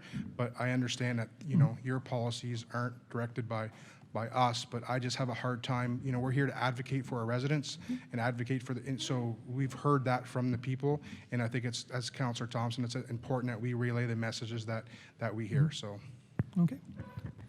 Mr. Mayor, thank you very much for that comment. It is possible that we could go in that direction. I think it's perhaps make a comment about the intention of those policies, right? The intention of the policy to not allow a rebuild if you're damaged by the hazard is the expectation that that house could just get redestroyed again, basically immediately. And although I wasn't around when the Lower Thames first drafted the policy that did not allow rebuilds on Erie Shore Drive, I suspect that that was the same logic there, that even if that house got destroyed by fire, there's a significant threat to those houses now anyways, and you may rebuild a brand new house and subsequently have it destroyed in the very short term by the hazard. And so my suspicion is that it may have been that why that policy direction came about. I can't say for sure, but the policy can be written either way. It's just a different level of risk, that's all. And just to be clear, that while we currently on a staff level could not approve a hardship rebuild as a result of a fire or tornado, the proposed draft policies includes a clause that would allow staff to approve, like on Erie Shore Drive, a hardship rebuild because of a fire or tornado. I appreciate that, and I do appreciate your expertise as well. It's not about challenge the logic behind it. It's just that from our standpoint, we have to hear our constituents, and they're letting us know that they are concerned about that. And I think that their concerns in regards to people that have mortgages and have a lot of money tied up in their properties. It's challenging for us to hear those points, and it's our duty to make sure that we advocate for them. So. Councillor Pincinot, followed by Councillor Latimer. Thank you, Worship. It's unfortunate it took high water to ring the alarm bells and force us to do something here, take different steps. In reality, we probably shouldn't have allowed the construction that we have over the last 15 years, but low water, out of sight, out of mind. It's all part of a cycle. In the 80s, we had the high water. It's going to go down, and it's going to come back up again. If you keep allowing to build and build, councils, 4 or 5 councils down the road are going to deal with the same problem. If the water goes up another 12 inches next year, there's no amount of money we're going to throw at this to fix it. It's going to be, you're going to have farmland out there swamped. It's just, Mother Nature is ruthless. Unfortunately, where those cottages and residences are placed, it's a high danger area. And I think we have to support this, and at least when we get our shoreline study back, we can make an educated decision from that point as well. But this here right now seems to be the best stopgap. Councillor Latimer. Through the mayor. Just for the benefit of the Erie Shore property owners, can you give me examples of under what circumstances, if any, that your board would consider or authorize a rebuild? Because you're saying in one hand, Yeah, through you, Mr. Mayor, I honestly can't say what they may choose. The board of directors is made up of council members from multiple municipalities within the Lower Thames jurisdiction, and so they hear the same kind of things that you end up hearing from your constituents, and they make their decisions based on site-specific conditions as well as policy guidance and technical reports. And so it's very difficult to say in advance what they may decide. People come forth with engineering reports and all sorts of other stuff that would lend credence one way or another to allowing a rebuild or not. It's very complicated to say what they might do. I appreciate that, but like my fellow councillors Thompson and Sakachi, we have to represent our constituents, and I realize we're between a rock and a hard place here. But we have people there who have legacy properties that they want to keep and are interested in and are being proactive in providing plans and want to work with you. So we are directing them to you. I think they've been to see you. There are other people who have just moved in over the last year and are asking us, why didn't you warn us? And I think I don't know if there's any other way that we can warn people in between now and the time that we have some policy in place with regard to the shoreline. Would you have any recommendations for us to tell our constituents or anyone else who's asking about that? Because that is one question I've been asked. Why weren't we warned? Mr. Mayor, it is a question that we get a lot too. Yeah. There are processes in place for this to occur. One of the functions that the Conservation Authority does is that we will respond to inquiries from lawyers, real estate agents, or even the property owners themselves. If a prospective purchaser is looking for information about the property, we will provide that service. There have been lots of suggestions on how to improve that process and make sure more people become aware. Many of them aren't technically feasible. It's been suggested registering on title, but the Land Registry Office just does not allow us to do that. So there are processes in place. If people ask the Conservation Authority, we do give them all this information, but they have to ask, and they have to know to ask. And I think almost any system that we set up to notify people, the people have to know to ask, and that's the first challenge. Yeah. Thank you. Councillor Bondi. Thank you, Mayor Caniff. Actually, to Councillor Latimer's question, I think a couple years ago when we decided not to issue building permits on Erie Shore Drive, I thought we did send out a letter to realtors and lawyers within like the Tri-County area to help warn people. I thought, that's just from memory. But to my question, if somebody's home does unfortunately burn down and they're left with the lot, is there any relief for the individuals concerning property tax? Because presumably they can't just walk. And if they have the lot, there's going to be a value. They can't build anything on it. I guess they could pitch a tent or put a trailer on it, but you know, do they continue to have to pay property tax forever? Because nobody will ever buy it, obviously.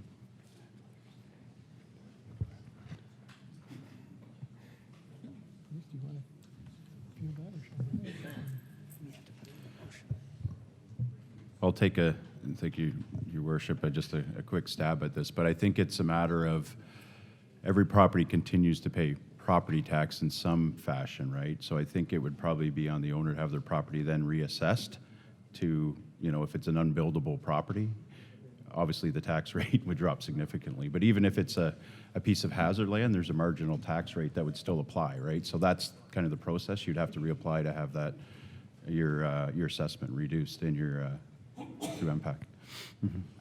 Thank you, Mayor Cannon. Is there any way that a person can just default the land back to the municipality? Because even if the tax rate is very low, that'll be perpetual. Like the kid's grandkid's going to end up with it, right? If nobody's ever going to buy it. Like, is there any? I'm just saying, is there any mechanism to just to walk, you know, on a completely useless piece of property? Not pay your taxes, then we'll come and take it, right? Up for, maybe we'll leave that one for Gord here, just to talk about the process for default. Thanks to Mayor Caniff. Councillor Bondi, of course, if the value of the person that's paying in taxes isn't worth the benefit that they're getting for having that land, they can always walk away from the property and it would go to tax sale, and eventually either someone else would buy it or the municipality would have the option to buy it. Okay, sure, that makes sense. Okay, great. Thanks, Gordon. Seeing no other questions, we'll put it to vote. All in favor?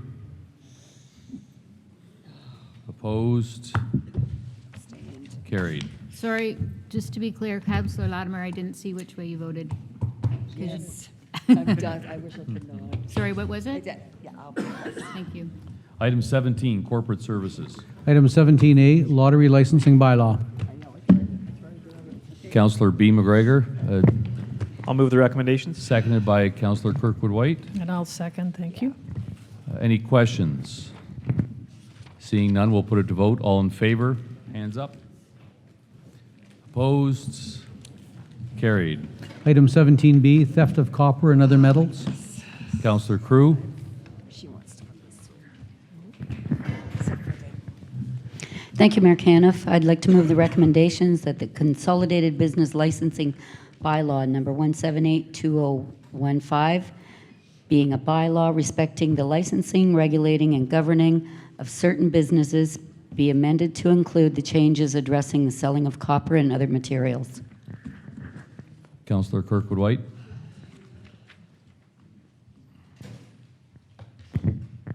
Thank you, Worship. I'll second the motion. Councillor Crew.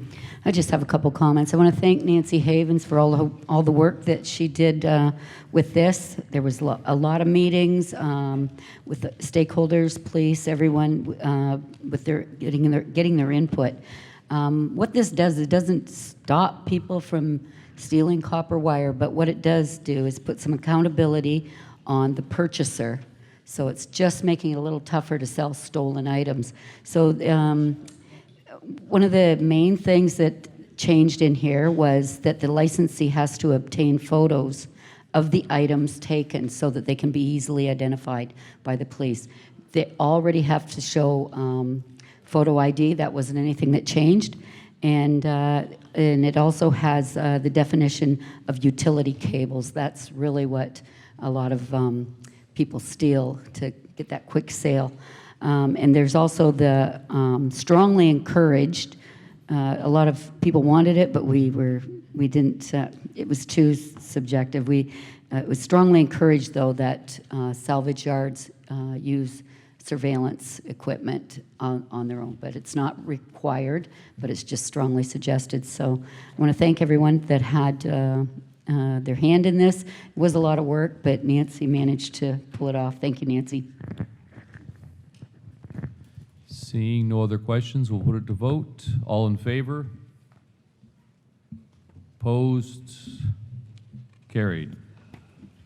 Item 18, Finance, Budget, Information Technology Services. Item 18A, Investing in Canada Infrastructure Program, Community, Culture, and Recreation Funding Stream. Councillor B. McGregor. I'll move the recommendation.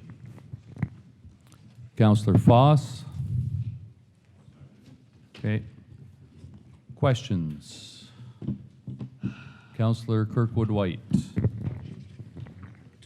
Thank you, Your Worship. On page 7 of the report, there is a spreadsheet that has a series of headings, one of which says donations to date. Is that an estimate, or is it actually confirmation of the 5 million that we've received from somebody, people? Through your worship, to Councillor Kirkwood, it is an amount that we have not received to date, but I believe that the mayor has been in significant conversations with this individual and feels fairly confident that this amount is coming.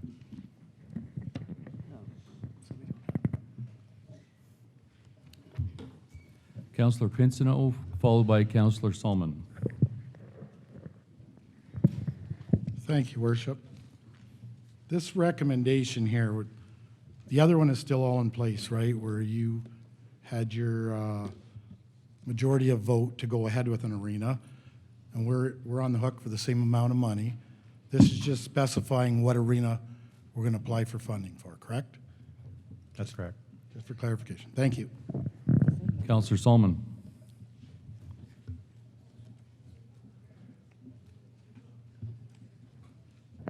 There we go.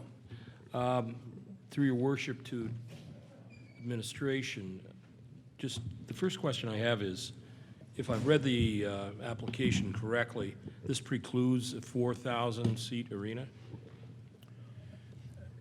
There's a $50 million project limit, and you can propose a larger project than that if you'd like, but the funding is capped on 73 1/3% on 50 million.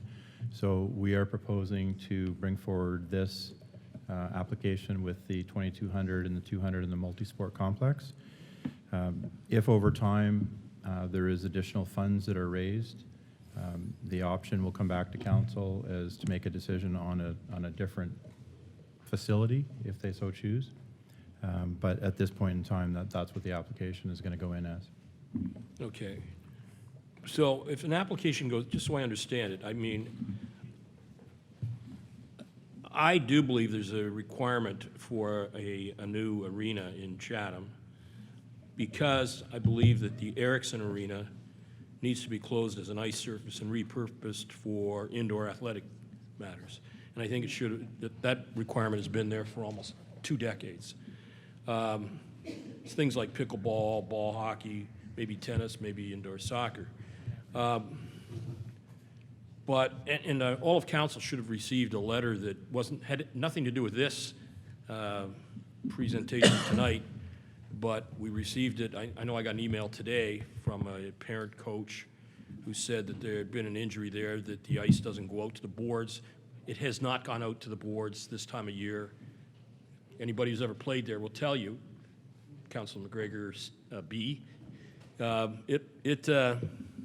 it doesn't go out there, and it's dangerous, and it's that way till, depending on the weather, it could be November, because we're now in October.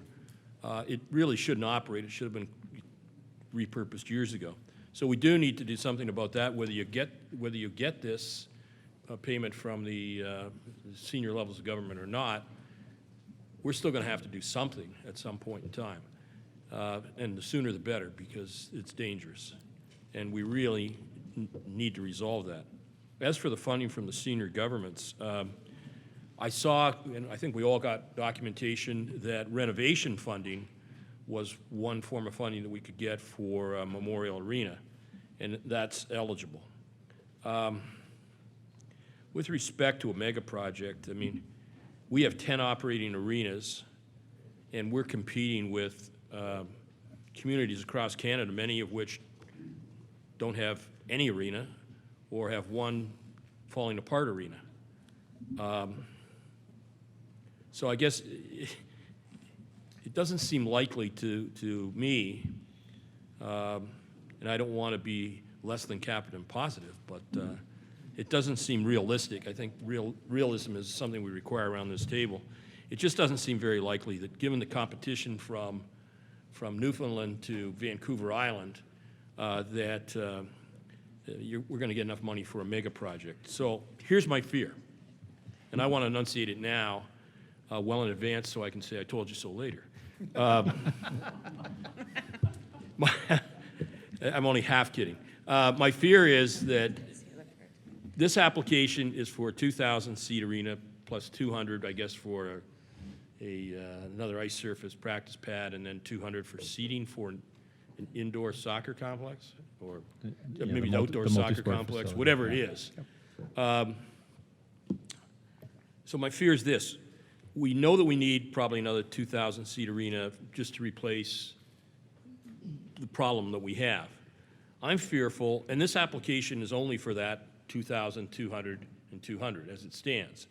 My fear is that what if we get only enough for a 2,000-seat arena, and as you just mentioned, well, you know, maybe we could get some other funding, another source of funding. As I read this, you've got to say what you want the funding for, and then they make their decision based on your request for the funding. Correct? Yes. So here's my fear. I don't want somebody saying at some point in time, oh, I can get $5-6 million from private sources, and we can just issue debentures, which to those who want to keep it simple, as I heard earlier, that's just mortgaging. That's mortgaging the future. It makes sense to me to mortgage the future when you're doing something that's essential for the majority of the citizens, like sewers, bridges, roads, those kind of things. So here's what what I'm worried about is changing the project at some point in time. Oh, we got enough money for a 2,000-seat arena, but geez, now we can raise more money if we just debenture over here, we get some fundraising over here. That's what gives me the concern, because the question then is, if what you really want is a 4,000-seat arena, then that's what you should be asking for. I don't want to find out later that it's we got enough money for a 2,000, but now we're going to go to the public and say, we're going to debenture even more. So tell me that can't be done. Tell me that, assuage my concerns that at some point in time you aren't going to, even if you're successful, which I think the chances aren't real high given Newfoundland to Vancouver Island. But let's say you're successful. Tell me that you can't do that. Tell me that you're not going to do that. Through your worship, so our intention with this application was to take the council direction of the 18.5 million. Yep. Hopefully, we receive the funding from the federal and provincial government of the 36.65. The other 5 million would bring us to about $60 million. That's why that application fits this process. Council will ultimately have the final decision on what we are going to do once we have all the funding decisions determined. So it'll probably be 4 to 6 months from mid-November when we should hear something back, if we are successful. And at that point in time, we hopefully have had discussions with others in the community who may be interested in contributing to the project. But we are going under the premise that the council direction was 18.5 million. And that's why we're suggesting this application. Okay. You haven't assuaged me much and assured me much that somebody isn't going to come up later and say, okay, we've got this money, and now let's go further. I don't feel confident in that from this report. The other issue I have a concern about, through your worship, to staff, is that I saw a date on here for 2027. It says projects must be completed by March 31st, 2027. I mean, in my view, it's much more urgent than that, given the state of some of our existing arenas, particularly the Erickson Arena that needs to be repurposed. And there may be others that need to be maintained as a community center, but repurposed from ice use, which is really, really expensive if it's not being used. Yeah, certainly it's not our intent to go to March 31st, 2027. That's the final date that the construction can be completed by to have claims in the fund. Yeah, So, I mean, certainly if we get the green light in 6 months that we're getting the funding, we'll bring something back shortly to council to say, you know, here's the total funding envelope, this is the recommendation, council will approve that, and we'll move forward right away with, you know, more of the detailed architectural drawings and then get into the tendering process for construction. So it would be much quicker than that. So here's my last question, and I'm not speaking on any other topics tonight, I don't think. So these are my questions. When is the drop dead date that we say, okay, we're not getting any funding, let's move on, and realizing we have issues that have to be dealt with throughout our arenas, decisions that have to be made. When do we know that, hey, I'm not going to be Pollyanna anymore, or it's time to make a decision?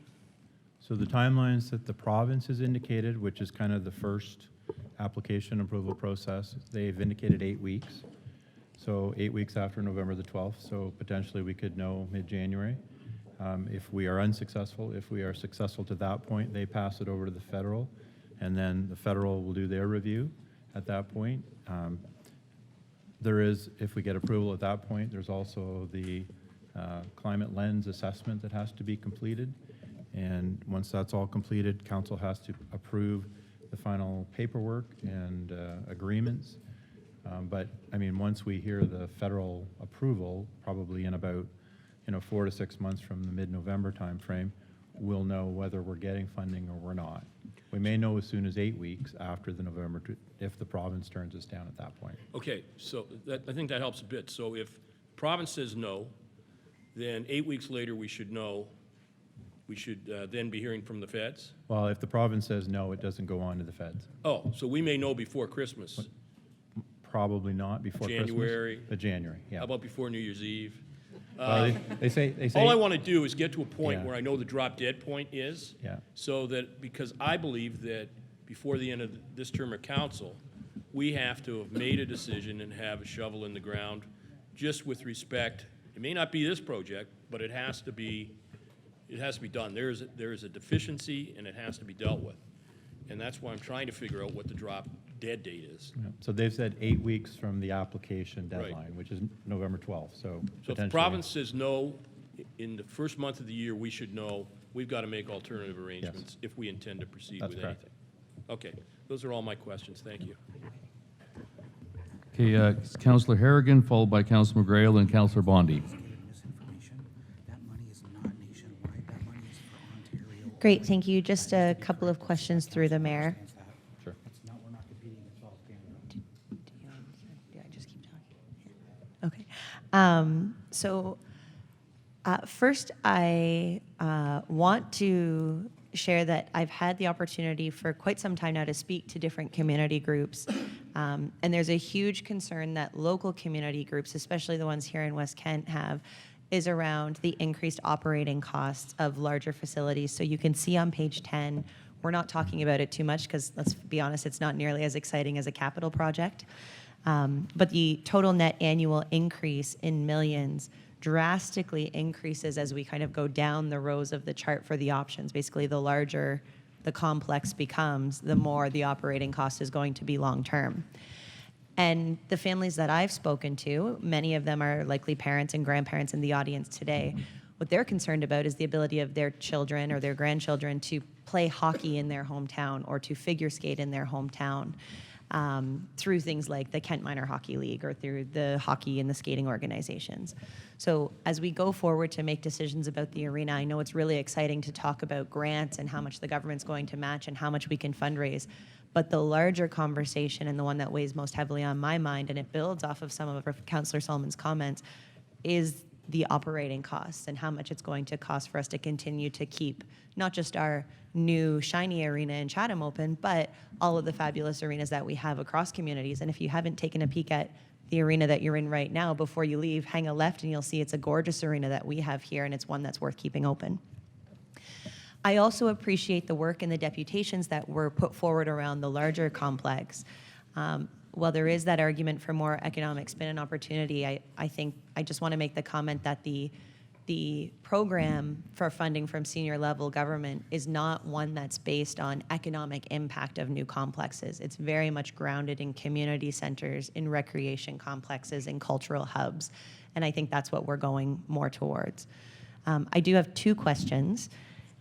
The first is around the $60 million budget total. Through the mayor, Mike, do you think that makes us an easy scratch because it's $10 million higher than the $50 million project total that's in the proposals? Or have you already had conversations with senior levels of government to say, no, it's fine, we're going to fund the $36.5 million, and what you put towards on top of that is kind of up to you? Through your worship. So I think the more we put into the project helps us. If we were to indicate that we were going to do more than that, that doesn't hurt us either. They want to see what you're going to do as long as their contribution is capped at the $50 million project. Okay, thank you. And then the second question I have, in the report on the first, under the recommendation, the application for the community culture and recreation funding stream multi-purpose category, it seems like that's the category that we're applying to, but then section 2 under the eligible asset type identifies 2 eligible assets. We could be proposing kind of under both depending on how we swing it. So what are we calling ourselves that we're putting it forward, a recreation facility or a community center hub? Because you commented that you have to pick one and then the others are secondary. Well, there's 2 basic streams within the program. Mm-hmm. The one is the renovation and rehabilitation, and the other is the multipurpose one. So we would just describe what our actual facility is going to be in that stream. Okay. And then lastly, there were some questions about the consultant that was hired. Can you share with us the process that was used, the openness of it, or comment about the qualifications of the consultant that we ended up selecting in Chatham-Kent to support us in the I think I'll let design work? Mr. Kelly handle that one. Fabulous, thank you. In particular, their experience with arenas and recreation complexes.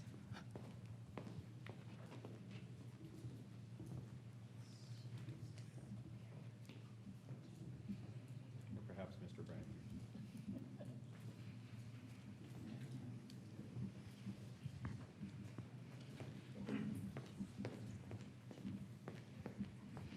Thank you, Mayor. I just had to check my facts. So we issued an RFP. We had 11 respondents all across North America. We then took that data. We had essentially a 2-envelope system. The first was on all of their technical ability, past experience, project management, even government applications, everything we were looking for.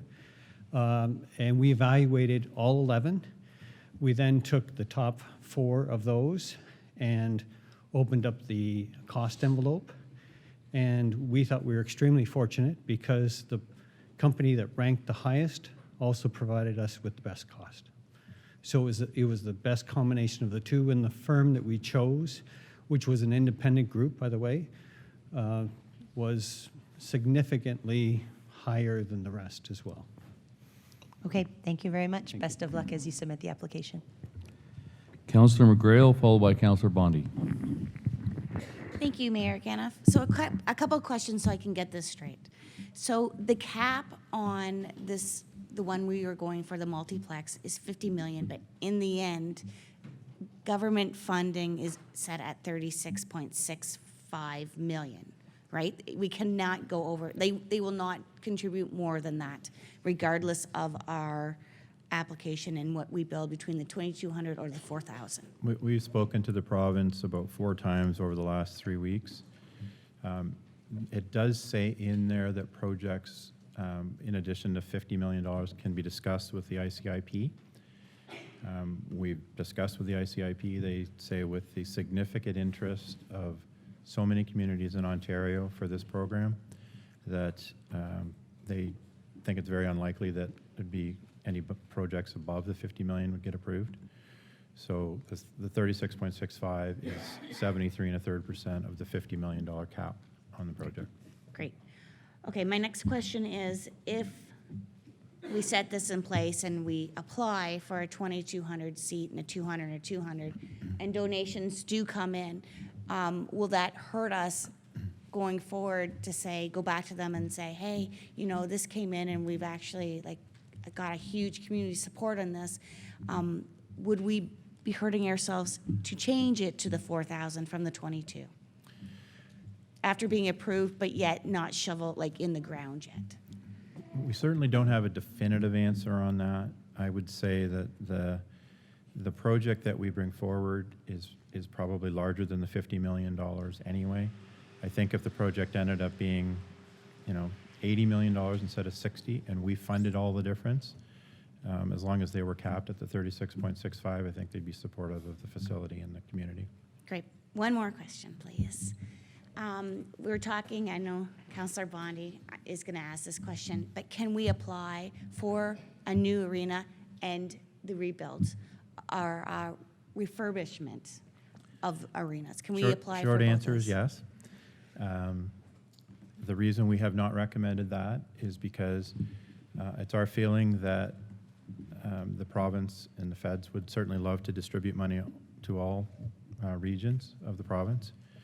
And it would be easy to say, yeah, here's your 3.66 million as opposed to your 36.66 million. And the 3.66 million to do the work on, you know, just the arena at Memorial still leaves us significantly short of that cost. So that's why our recommendation is to ask for the larger arena. Great, thank you. Councillor Bondi? Thank you, Mayor Caniff. And as far as the retrofit thing, that's just people coming and asking me if we can do it. So it's not that I necessarily think it's a good idea, but you know, people do ask these questions. Now, my question is, I just find this report's a little, I wouldn't say confusing, but maybe not conclusive, because it talks about a project and an application, and most of this report is about the parameters about the actual application process. And what I'm a little uneasy about is we're asking for a certain amount of money to build the 2,200 seat arena. But then it kind of leaves it open that if we get donations from the private sector, the scope of the project may change. That's correct, right? Mm-hmm. So my question is, when we talk to the public and they ask us where we are with the arena, and they ask a lot, let me tell you, if by application date of November 13th, are we going to be able to see the drawing, which I don't know why we're not seeing the drawing today, that apparently we've spent $60,000 on, but I guess it's not completed, or else we would have got it in this report, presumably.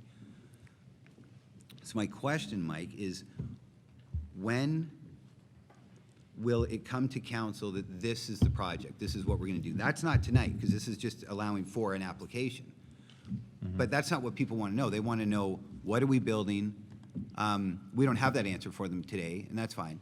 But when are we going to have it? I guess what I'm getting at is, if we do get funding, government funding, and there's some desire to build a larger facility, are we going to wait 6 months for donations, or are we going to wait 4 years?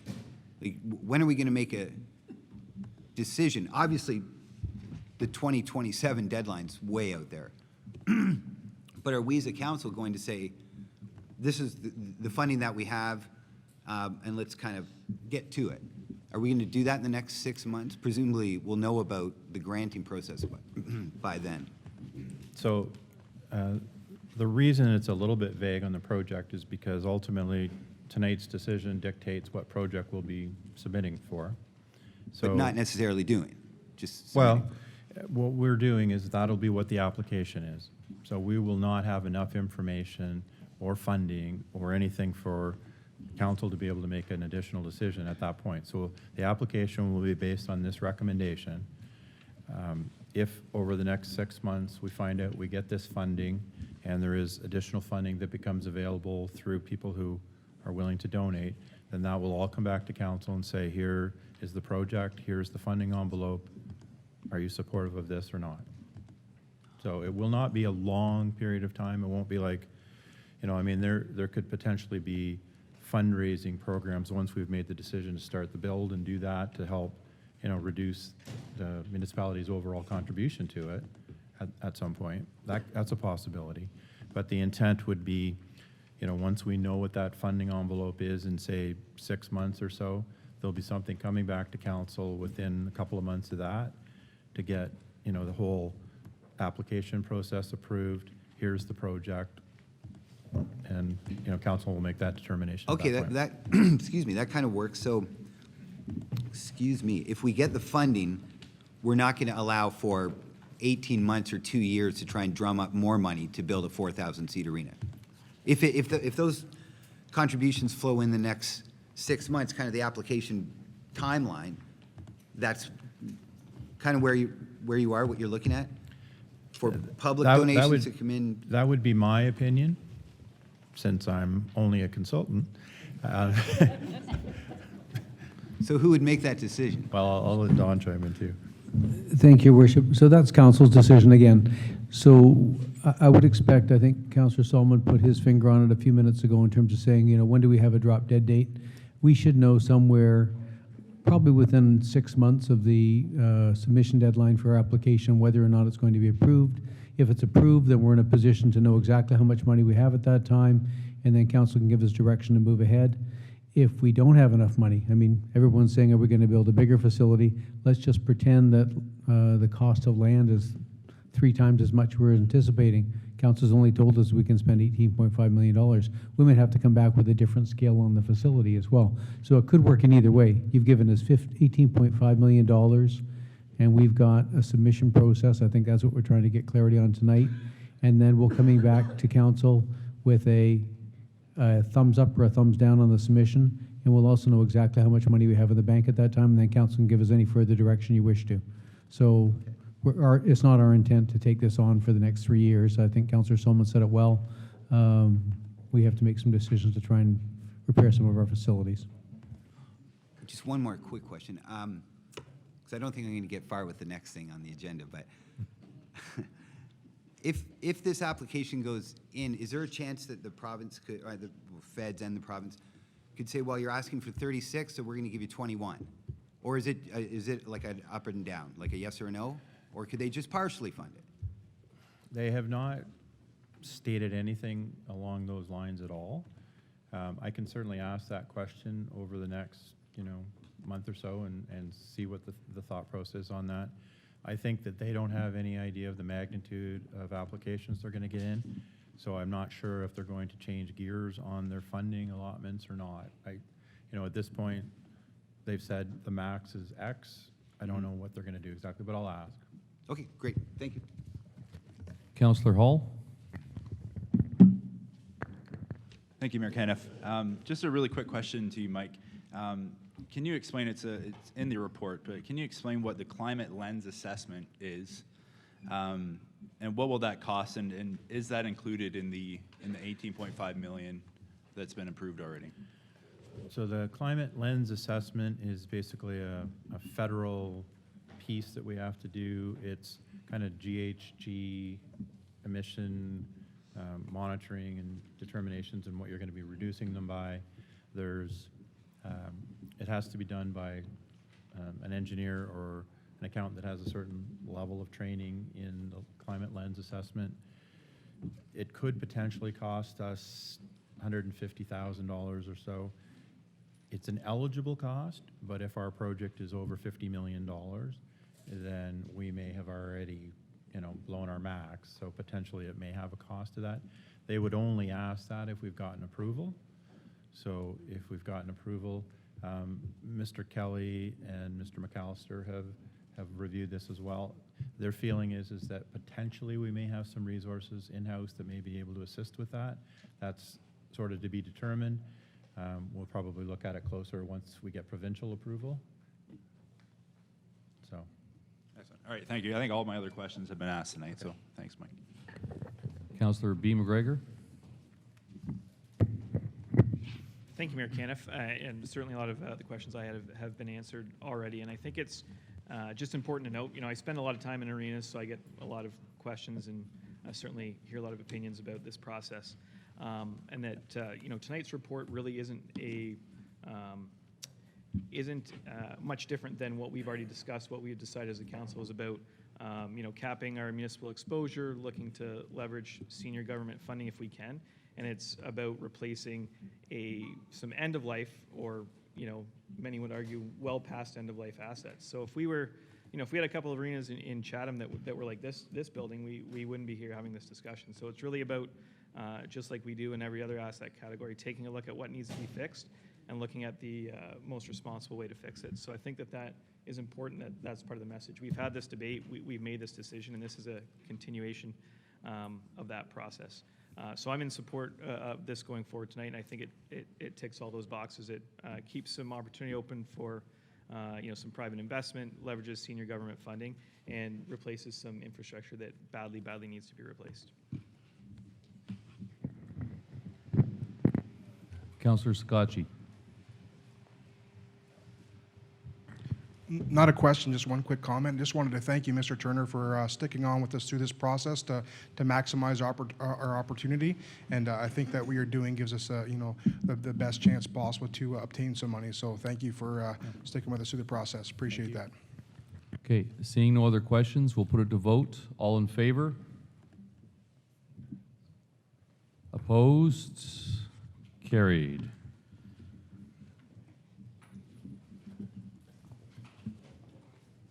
Item 18B, motion by Councillor Bondi regarding arena funding application.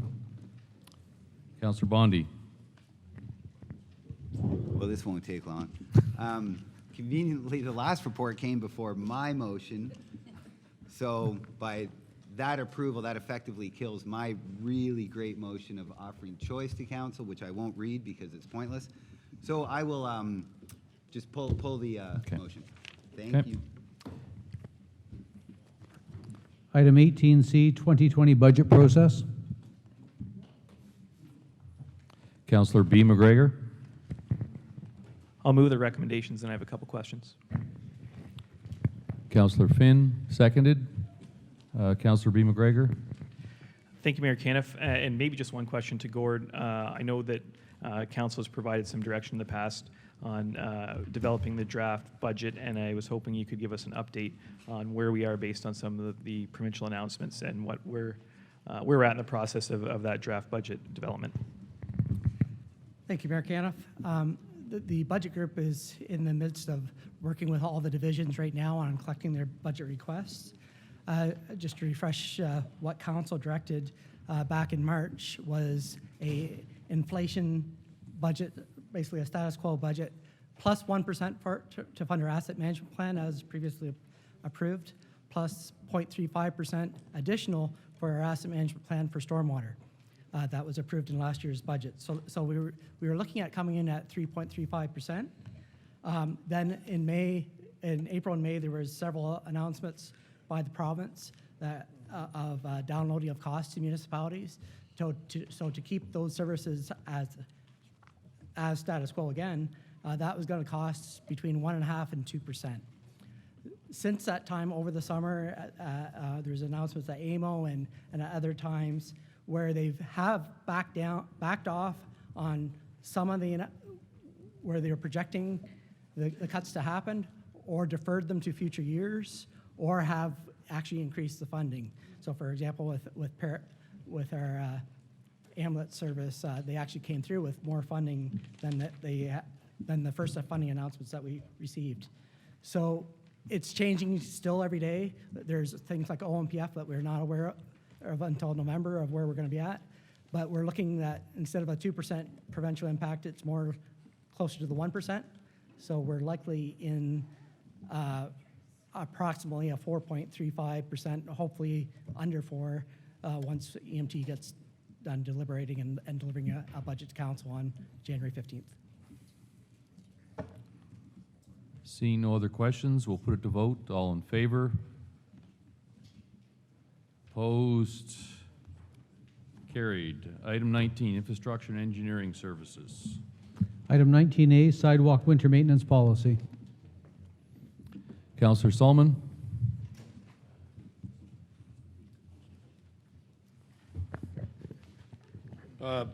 Thank you, Worship. I'd move that the municipality plow all sidewalks in Chatham-Kent.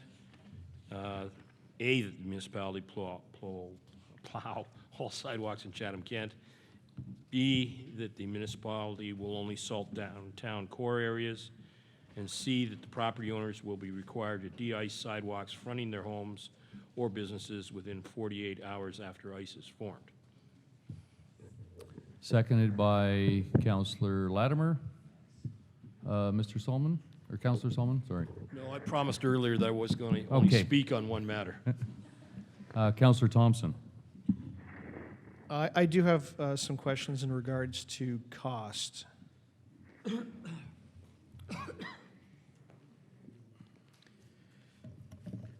So in regards to, not the motion that Councillor Solomon brought forward, but the overall cost, if we decided we were going to handle the whole kit and caboodle, the shoveling and the salting and sanding, how much would that run us annually? Thank you, Mayor. As indicated, page 9, table 1, $500,000. That's option 1. $500,000. And that's incremental over our current budget, which is about $4.7 million. All right. What is the what would the impact be to the average homeowner, since we like talking about that at budget time? That equates to 0.33% on average for the average homeowner. Okay, 0.33%.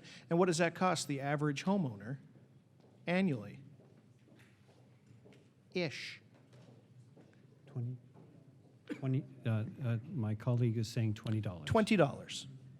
So we're going to tell the elderly, the infirm, the people that have mobility issues, the individuals that honestly they just can't, that we're going to save them $20 on their tax bill, when in actuality it's going to cost them more than $20 to buy the salt or the sand or hire the kid down the street to do this.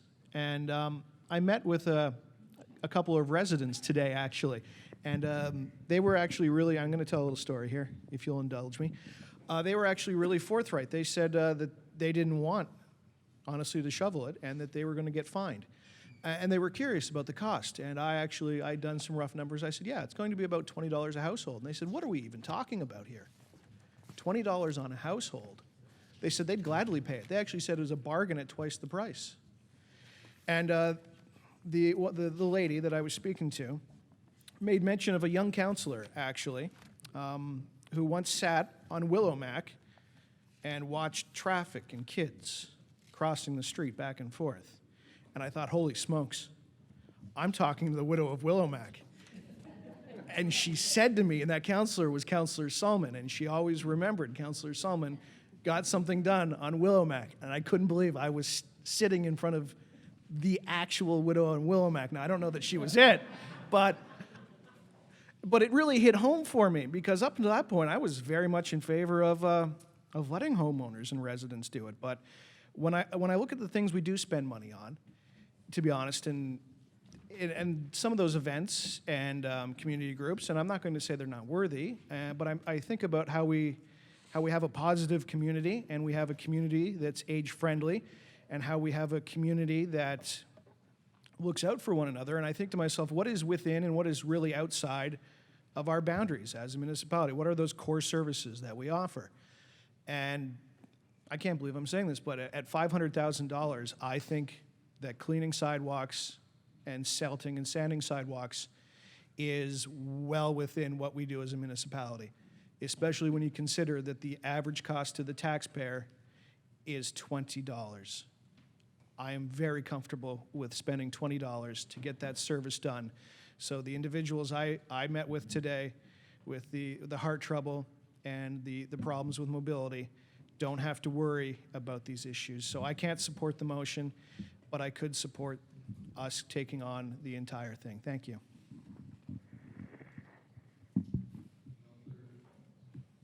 Councillor Sakachi.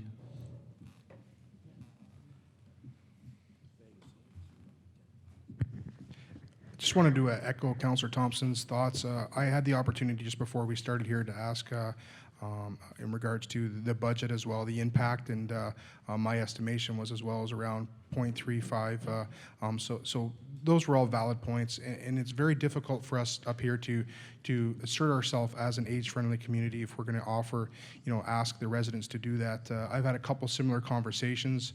One gentleman I spoke with was saying he'd be responsible for cleaning about 300 feet of sidewalk on each side of his corner, and he is elder as well. He's got back problems, and I mean, to equate to $20 a year, I will be supporting the option number one.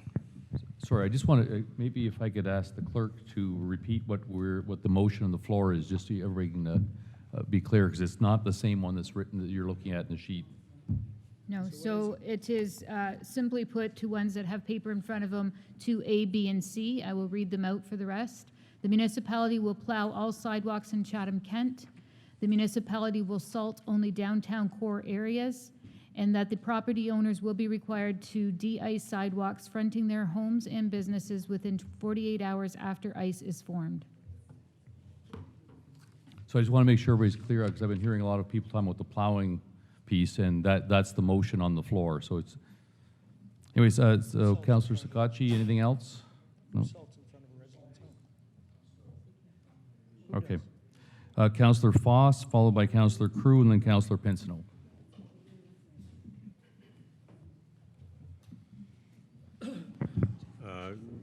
Couple of questions, I guess, through you, Your Worship. Is sidewalk cleaning area rated? Thank you, Mayor. No, it is not. It's not, so everybody's going to be paying the bill whether they have a sidewalk or not. Okay. All right. Thank you. Councillor Crew. All right, just one question. If this fails, do we have to put a new motion on the floor? Yep. Okay.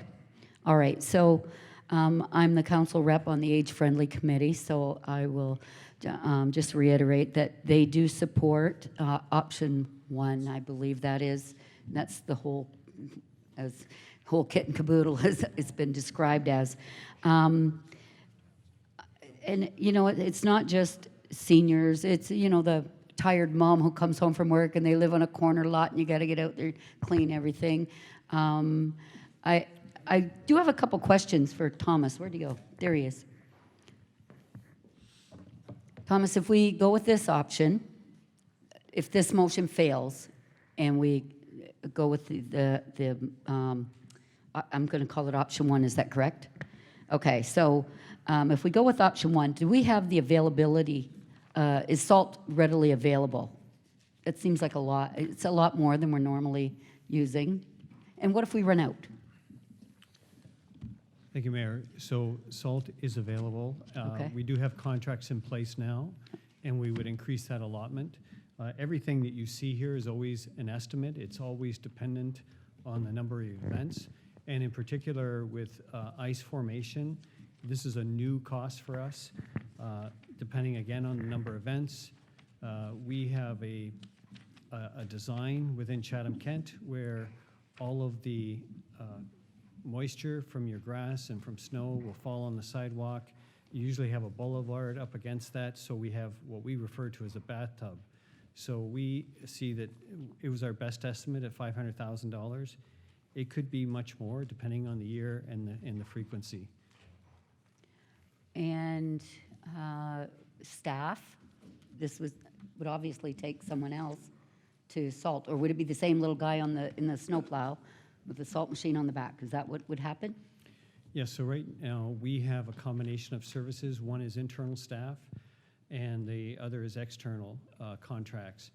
They will be adding, if option one is chosen, which is we do everything, They will be adding equipment and facilities to their own equipment.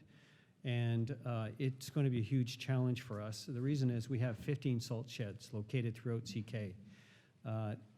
These particular vehicles do not have the capacity to salt in one trip. We will have to find a way to get them the salt, or they will have to travel to get the salt to the salt shed. So one of the reasons we did not recommend it is that we felt the homeowners much closer to the sidewalk, much easier for them to do it. For us, it's going to be a real logistics challenge because of the distance to travel to and from the salt sheds, and the fact that smaller machines that need to run on the sidewalks will never have enough capacity to do it once around, like to do with snow moving now. So when you need to clear snow, you can just keep going until the snow is clear. We'll have a situation, they'll clear the snow, they'll run out of salt, they'll have to go back, or we'll have to have a truck deliver. And this could really go on throughout the evening as well. It's a whole new challenge for us. We could have many events which are just ice events, right? At this time, we don't have our snow plows, our sidewalk plows out in the field. They will have to come back and salt as well. So I have to caution council. We crunched the numbers. 500,000 was our best estimate. We really don't know until we get a year under our belt. This is a new service for us. And because of the variability of weather, I really don't know. Last year, I mentioned we spent 380,000 in sidewalk winter control, so that was just pushing the snow. So now we'd be at least 500,000 or more higher, but I would really have to come back to council next year and tell you a more accurate figure. Okay, and suppose we went with option one, if this fails. Could it potentially be a pilot for a year to see if it's what it's going to cost? Yes, it could. The downside of this is that we will be spending money on our equipment to facilitate now salt, the ability to carry salt. As well, all of our contractors will be doing the same. So that's going to be an expense for them. And we usually try to work with our contractors and so on so that that type of investment, there is a return on it. So it can be done as a pilot, but I foresee some upfront investment requirements that will be difficult to recover. Okay, and is one of the requirements in the minimum maintenance standards that if there's a storm, an ice event forecast, that we have to be proactive and get out ahead of it? That's right. One of the requirements is that we as a municipality need to issue a warning essentially that we believe ice may form over the next 48 hours. That again, this piece of legislation, I wrote it in here, is bad legislation for our community here. It was, we believe, meant for larger cities. You can imagine, and I can tell you it happens every day in the winter, where we can have a storm here in Ward 1, and in Ward 5, you've got nothing. So we would have to issue a warning that we believe ice will form over the next 48 hours, and that only applies to Ward 1. And anybody seeing that in Ward 6 or Ward 5 would say, well, I need to do the same, but it's going to be ward-based. Right now, we do a very good job of watching the weather. We look at it at least 3 times a day during the winter, and we send our snowplows out on the road when we think there are going to be issues like ice formation. So we will have to essentially duplicate that process on the sidewalk side as well. Okay.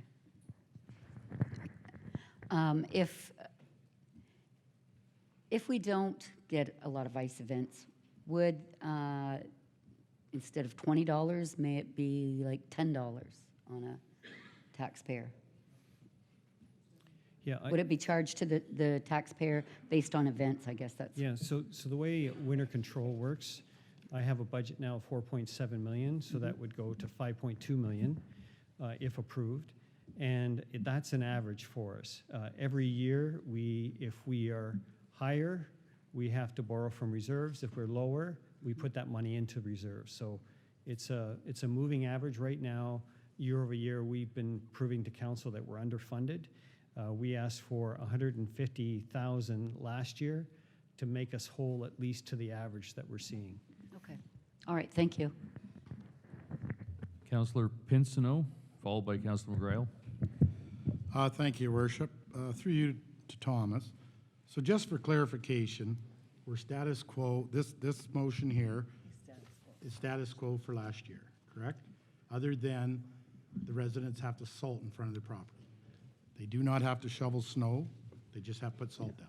So if I could just review, so for clarity, recommendation 1 is very important to us, and I would ask you not to forget that, because right now we exceed the minimum maintenance standard when it comes to downtown cores. I would like to just stick with the minimum maintenance standard. So number 2 in the recommendation, that is essentially status quo with the exception of D. And D is that in order to minimize any type of legal issues, we have to actively go out and prove compliance. So that's the only difference. Number 2 is status quo with the addition of an enforcement service of some type. Okay, but right now, D's not on the floor. Okay, you had touched on it. We're in early October now, and I know we have a lot of contractors in place. Is there even enough time for the 2019-2020 winter for them to get their equipment in place? If we did want to, because it doesn't have to go change their contract, go through an RFP, all that stuff? Thank you, Mayor. We will be challenged by this for sure, but we have been anticipating, all three as, we did the surveys. There was no clear message from the community. It seemed that the community was divided as well. We will be challenged by this, but we'll certainly do our best to put that in place. All right, thank you. Councillor McGrail, followed by Councillor Latimer, then Councillor Kirkwood-White, then Councillor Harrigan. Thank you, Mayor Kenneth. Quick question. What constitutes a downtown core? Thank you, Mayor. So it really, that's our current service level. Yes. So downtown core would be Wheatley, Tilbury, any place where you have some level of downtown. Right now, we're out there moving the snow and salting under, as defined as class 1 in the report. Downtown business areas have snow and ice removed to bare concrete as feasible as possible. So that's a service level approved by previous council, and anywhere where you have a downtown, including Bothwell, et cetera. Pancor Pancor as well, yes. is done. Yeah. Okay, thank you. Councillor Latimer. Thank you, through the mayor. Thomas, in your report here, on the municipalities who rely on their residents to plow and salt, a lot of them had a sidewalk assistance program, but I couldn't find what that meant. Snow Angels, I know what Snow Angels are. They're volunteers, but what is the sidewalk assistance program that many of the municipalities have? Is that municipal based, or like a municipal funded? No, it's essentially a Snow Angel program or Just something a different like name? that. So it's Yes. volunteer as well? Yes. Okay. And just what we do now is what this motion is, right? With this past winter, we plowed the sidewalks. We encouraged and we asked for assistance from the homeowners to put salt down, Yes. correct? Yes. And de-ice. And you did the downtown. Yes. You salted the Yes. downtown. Yeah. So that's what we asked for in the motion. Yeah. Okay. 2A, B, and C is essentially the status quo as it And stands. do we not already have bylaw enforcement officers? We have them for traffic compliance. So what we would need to do if D were considered, 2D, I would do one of three things, is that speak to the current service level when they're out there looking at parking of cars, Right. that they would also look at the sidewalks. It's very convenient. One would also be, we would look at what we could do internally, and secondly would be a combination of thereof. So the traffic compliance is only in Chatham and Wallaceburg, so we'd have to expand that service to be Chatham-Kent wide. So you wouldn't necessarily have to spend that 35,000 on another enforcement officer, or is that what you're saying it would take to cover the other outlying areas that we currently don't? So that is just my estimate of going out all to the outlying areas, what it would cost for the winter season. What I would do is review this internally. If this is the direction, I think we're close to the ballpark, but we would potentially work with the existing provider for traffic, see what they could do. We may hire our own compliance officer for winter control only, or again, we may use a combination, but I'm fairly confident with the 35,000 is a budgeted number that we can use going forward. Okay. Councillor Kirkwood White, and then Councillor McGregor, then Councillor Harrigan. Thank you, Your Worship. I really like option 1 as well. I'm just trying to figure out how we can come up with a compromise. This is probably a question that maybe Thomas can answer, I hope. If we were to go with option 2 and plow all 410 kilometers of sidewalks throughout Chatham-Kent and provide salt to the homeowners, do we have any idea what that salt might cost? Just trying to reduce that $500,000 down to, because it's obviously including staff time and equipment.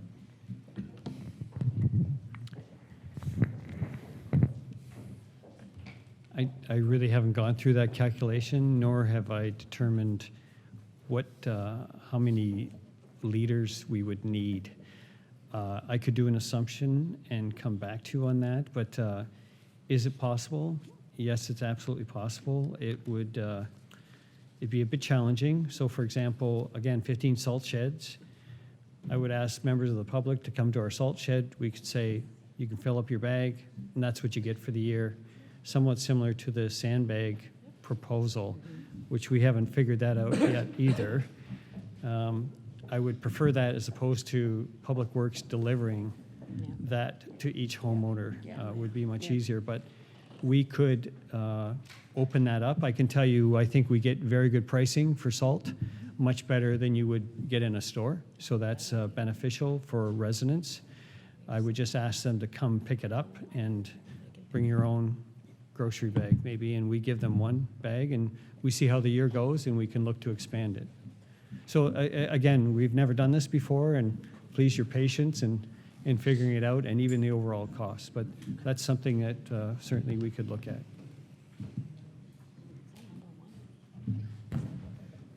Councillor B. McGregor. Thank you, Mayor Caniff. Just for some clarity, so if we didn't vote on 2D tonight, so if no one moved that or added that as an amendment, would that be something that would come back in a budget document when we review, changing positions, additions, that type of thing? Well, it's our recommendation to move forward with that. If you decline it tonight, I don't see why I would bring that back. You've essentially made that decision. You're not interested in that service. I could, if you want to defer it to budget, for example, D could be deferred to budget, and I could come back at budget and put it on the list then. And regardless of what we decide tonight, would it be accurate to expect a follow-up report after one season or two seasons to say, compliance was high for self-salting, or it was, there was problem areas and some recommendations around how we can fix that? Yes, absolutely. I'd want to do that. Okay, thank you. And I agree with a lot of the comments made tonight, and I think that there's not much appetite for that option 3 that was in the report. And I think that when we look at sidewalks, they're a method of transportation like culverts and bridges and roads. And when we make decisions around transportation, we often talk about safety. And when we look at the amount of money we spend in capital on some projects, it's a fairly reasonable spend to provide safe transit to those that are walking and to and from schools or appointments or to get around our municipality. It's a responsibility I think that we should be taking on, and agree that that needs to be a priority in the community.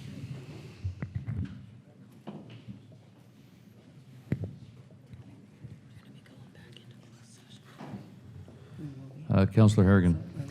Great, thank you. Just one question through the mayor to Thomas. You commented about the recommendations of Chatham-Kent adhering to the MMS, the mandatory or the minimum maintenance standards.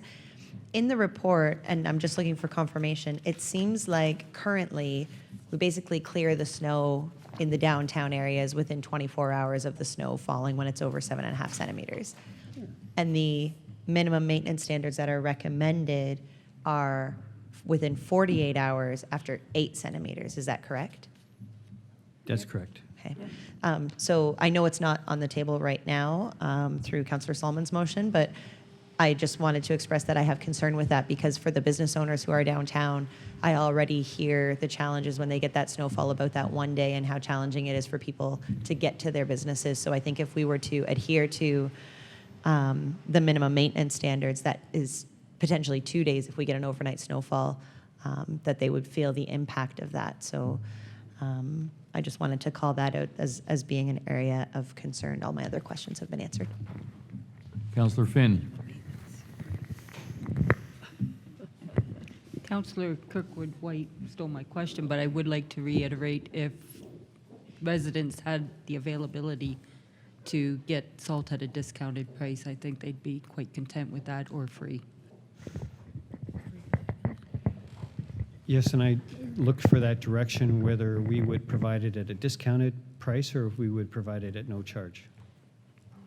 No charge. No charge. No charge. Councillor Solomon. I thought I'd kept it very simple and I wasn't going to speak, but it got more complicated as it went on. I brought a motion out of concern for the plowing of sidewalks, so as Councillor Thompson said, the widow on Willimac or on Dufferin or wherever doesn't have to get out and clean the sidewalks. That's what my motion says. That's right. It also says the municipality will only salt the downtown, and the property owners, here's the real interesting thing here, the property owners will be required to de-ice sidewalks fronting their homes within 48 hours after ice is formed. Ergo, you wait 48 hours, and in most of Chatham-Kent, it's melted. So you don't have to do a darn thing. But if it's there 48 hours later, let's say you got a 60-foot lot, which on Willimac it's 40, 60-foot lot, it's 20 steps you have to take and sprinkle salt. Now, if you want to give it away free, that's interesting, but all the grocery stores sell it, and I sprinkle salt just for liability purposes on my own sidewalk, not a municipal sidewalk, and it lasts more than all year. If you give it away, there'd be more sprinkling than the 48-hour period. So you decide what you want to do. If you want to sell it for less, I don't think we should compete with private business, but it's really essentially what we already have, and that's what the public's been saying. Just leave it alone. It's fine the way it is. And that's what my motion is. So I hope you'll support it because it's so simple and logical, and nobody has to shovel, and you get to wait 48 hours to see if it melted. And we are in the most southerly part of Canada. And we can come back to this. Okay, seeing no other questions, we'll put it to vote, and it just for clarity again, sorry, John, did you want to say something before we vote? Yes, Mr. Mayor.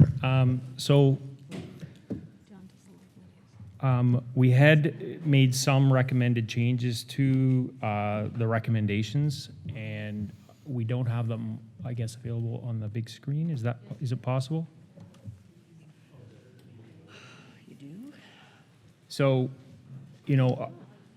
thank you. Our recommendation is that under, I don't know if you can see that, the only changes there is that under number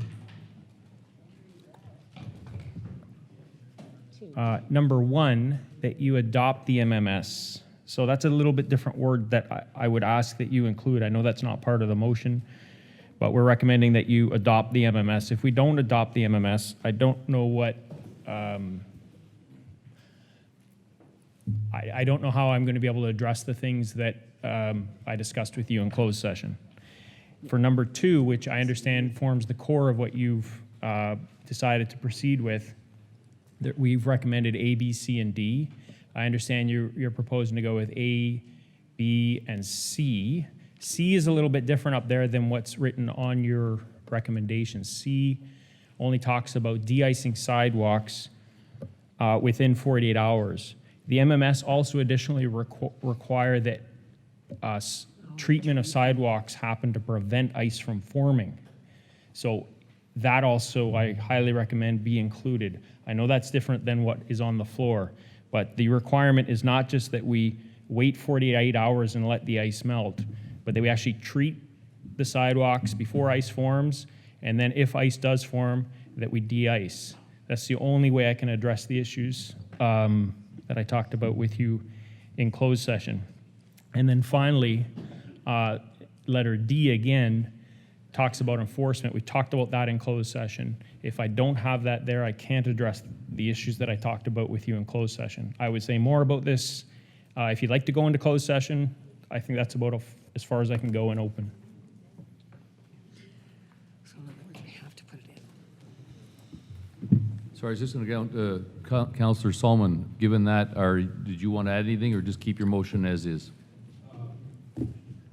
You got to add one. He wasn't in closed session, To work. No, I specifically wanted to get away from the snow police. I thought we have bylaw enforcement officers who can deal with that. Yeah. And no, I don't want to change C. And no, I don't want it to be for just the winter of 2019 and the way it's up there. But I would be willing to, if we could get this passed quickly sometime soon, I'd be pleased to do a friendly amendment that had, now it's not up there, I can't see it, but it had What, the, number one? yeah, just the minimum maintenance standards wording that was at the top. But no, I'm not in favor of using the hiring snow police. Okay, so you'd be amenable to adding one back in? Yeah, yes, put one. That's what the adopting the minimum maintenance standards? Well, part of that wording, but I want to make sure that this wording is in here. No, I'm not changing, I'm not going back. Okay, so you're staying with your motion. Okay. So given that, everybody knows what we're voting on, just to clarify. No, I said I'm satisfied that the minimum maintenance standard be there. One. Okay, so sorry, adding one, okay. No, in 2 it says, no. Adopted, yes. In 2 it says, in accordance with the minimum maintenance standard regulation, 2230/2, council will, I'm prepared to do that, council will plow all the sidewalks, council will salt only downtown areas, and the property owners will be required to de-ice within 48 hours. It's not rocket science again, it's just what 2 says. I just don't want it to be for the 2019-20 season only. Yeah. Because we'll be having the same argument again next year. Councillor Harrigan?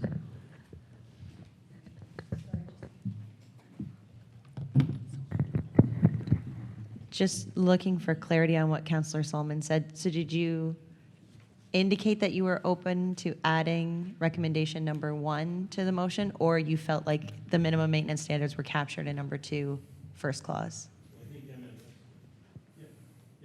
I think that it says, in accordance with the MMS, Yes. which is the minimum maintenance Yes. standards, that's in number 2.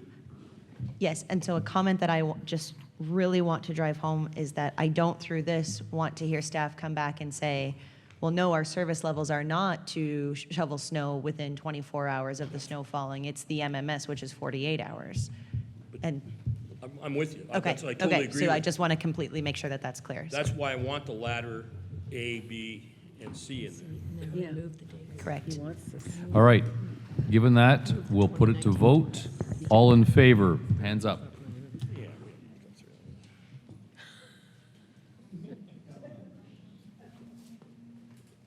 Opposed? Carried. Item 19B, motion by Councillor Harrigan regarding decision-making process for divestment of assets. Councillor Harrigan. Thank you. I'll try to keep this quick.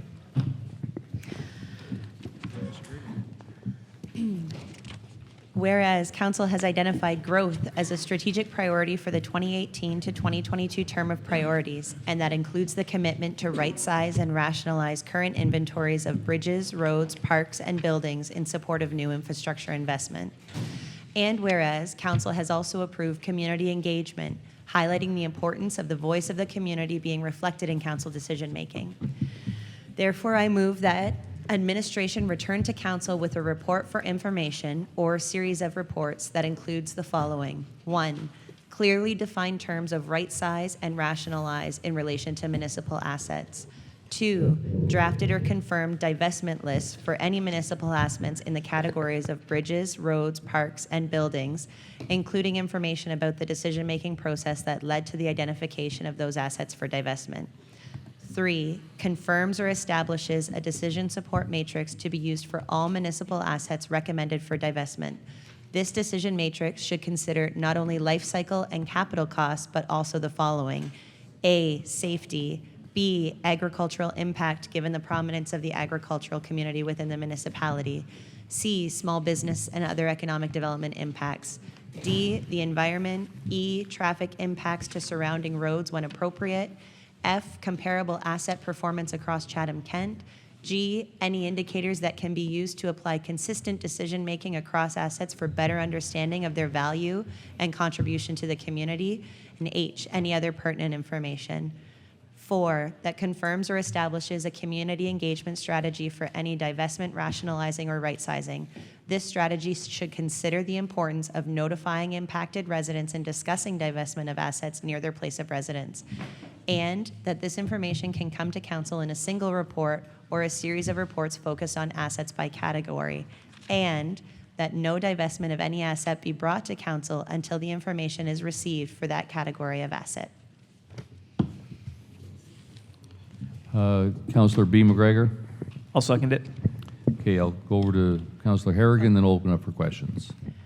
Hey, so just really quickly, at our first council meeting in September, I had brought this to the floor based on a report, so I'm not going to go over word for word what I had said at that council meeting. It's already publicly been said. What I did just briefly want to review is that, you know, when we discuss McDougall Line and what we've heard again from some of the deputations tonight, Council was presented with their own strategic planning priorities as part of the reason for the recommendation coming forward. And I think that's absolutely fine and justified, but ultimately I'm not sure that that positioning of our priorities really captured the planning and the conversations that were held around that strategic planning session, and it made me feel a bit uncomfortable. So what I feel like this motion does is it allowed me to reflect on, you know, how we're going to have conversations about divestment, and it allows us as a council to really come to terms with that strategic priority. There's been lots of conversations in councils in years past that a couple of us around the table may remember, but I know I, for one, and many of us would not have been part of those conversations, and I think this allows us to level set the expectations we give to staff when we're talking about divesting very important assets to our community. I'm certainly willing to have conversations about divestment, but I think it's important for all of us to recognize how important those conversations are for the people who are impacted by them. And recognizing that this motion really outlines a lot of work for staff to do before we have those conversations in divestment. I think that's balanced by the impact by residents in our communities that they feel when a bridge is closed, or in other areas of divestment, maybe a park or a building gets closed. So in short, I will say that this is very much a nod to our agricultural community, because we boast about growing for the world, and I think we need to be prepared to put our money where our mouth is at times. But it's applicable to everywhere across the municipality, because we do have to look at where we want to grow and how we want to grow, and coming to terms with the list of municipal assets that we have. So I will just leave that there, and certainly open to other comments or questions. Councillor Thompson, followed by Councillor C. McGregor. Yeah, I just wanted to say I'm very much in support of this motion. I think it's, well, to be honest, it's something we've struggled with in the past, sitting here for the last 5 years. And not to disagree, well, I'm going to disagree with what the gentleman said earlier, because I've only heard that we need more gravel, not less gravel on local roadways. I've never heard there was too much. But keeping with that and the conversation we've had over the last 5 years, and I was thinking about it on the way out here tonight, and what I would like to see, because a conversation we have never had, and I'm not 100% sure why, is the issue of roads, actually, of gravel roads. We can talk about a $3 million bridge, and I understand the need and the requirements, and I understand the cost and the work that staff goes into it. But I would like to see in the report, and I think it should be relatively easy, where we could look at some roads, because I know there are roads in just about every rural road, rural ward rather, where there are no houses, like at all. And I wonder even how much we could improve the roads with 1 or 2 houses if we just allowed those roads to go to no winter maintenance, or if we allowed those roads to be handed over to the farmer. And I know there are issues with emergency services, 2 routes in and whatnot, but I've got to believe that if you look at a map really quickly, you could find some kilometers of roads where there are no houses and no real, I guess, controversial reasons for keeping those open. So that's something I would like to see come back relatively quickly. We've talked about it in passing over the last 5 years, but I've never seen anything come forward with a road being divested. So that's just something I'd like to see in the report. Councillor C. McGregor. Thank you, and through the mayor. I'm asking if maybe we can make a friendly amendment to this motion. I have discussed with Councillor Harrigan what I'd like to see added to here, and I don't know if you want to call it G1 and G2 or move H to I and put a new H in. I would like one that says that when the reports are being prepared for all Chatham-Kent buildings, that they also indicate if any buildings could be repurposed for affordable housing when they're looking at the buildings. And then I would also would like to modify down on the second last paragraph. It says, and this information can come to council in a single report or a series of reports focused on assets by category. But I would like it to indicate, to change that, that we ask for, prior to this, ask for a preliminary report for November as to the timeline required to produce each of the reports requested. So just so that we can get an estimate, because I know we've had conversations where it could take up to a couple of years to get all of this information, and I think they're very easily broken down into separate categories, whether it be our bridges separate from our buildings, and that if we could just get an idea of how long this will take in a preliminary report or an update for this motion, so that we can have an idea of a timeline of what we're looking at. Councillor Harrigan, you okay with that? Absolutely. Councillor B. McGregor, you okay with that? Councillor Latimer? Nope, she took care of it, thanks. All right. Any other questions? Seeing none, we'll put it to vote. All in favor? Opposed? Carried. Item 20, closed session reports. Council, this evening, we met earlier in closed session. It is my understanding that we are required, or we need to go back into closed on a new item, proposed disposition of land and advice that is subject to solicitor-client privilege with respect to WDC Railway and its land, section 239C and F. I will require a 2/3 vote to give, since notice wasn't given at the beginning, in order to do so, we'll require a 2/3 vote for that. Yes, so can I get a motion? Councillor Kirkwood-White, seconded by Councillor C. McGregor. Any questions? Seeing none, we'll put it to vote. In favor? Opposed? Carried. Item 21, approval of communication items. Councillor Kirkwood-White. Thank you, Your Worship. I'd like to pull item number 2F. And any other items to be pulled? Councillor C. McGregor.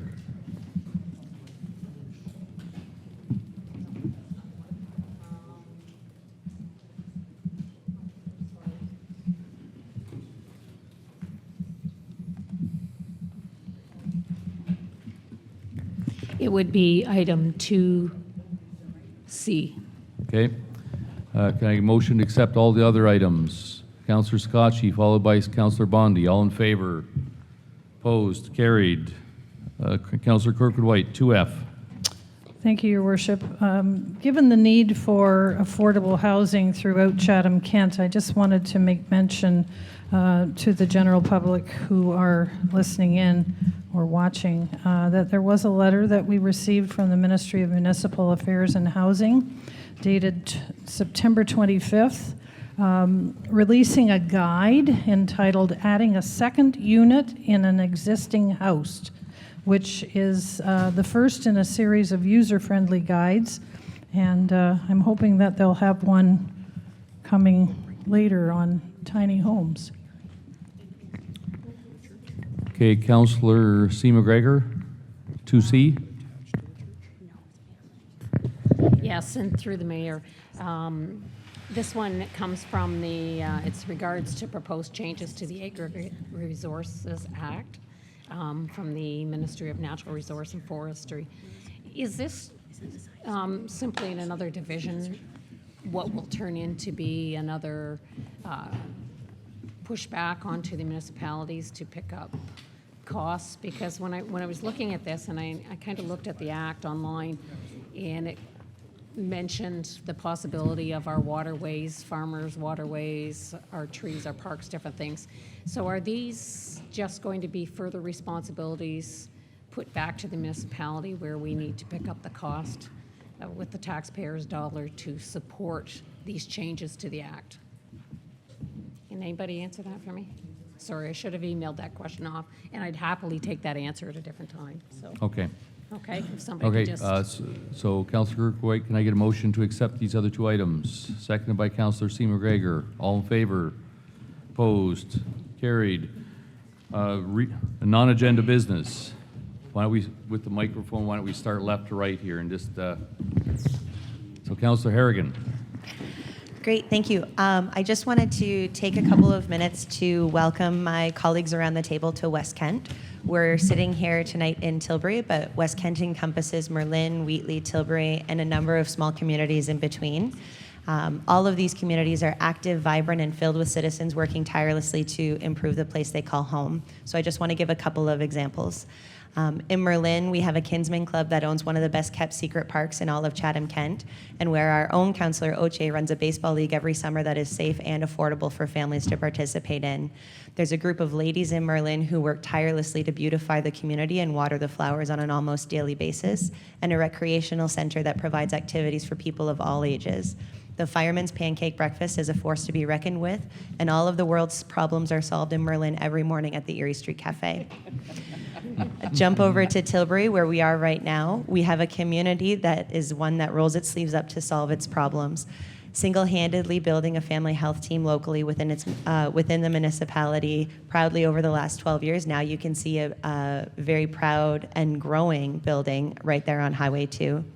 Our Lions, Lioness clubs, Kinsman clubs, and Rotarians all work together for big projects like building our splash pad and small projects like supporting families to battle cancer or putting on youth dances. There are countless events here in Tilbury, and this Christmas our first Light Up Memorial Park holiday event will take place, which I invite everybody to attend. If you were to take the drive a little bit farther south towards Wheatley, you'll find a community of doers, movers, and shakers. Grounding in the fishing industry and a proud host of the largest freshwater fishing harbor in the world, this town knows how to make things happen. Two Creeks Conservation Area has a seasonal concert series that's fit for a large city.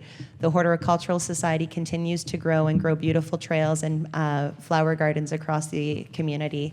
And the Active Citizens Group and the BIA are always looking for ways to showcase the value of Wheatley.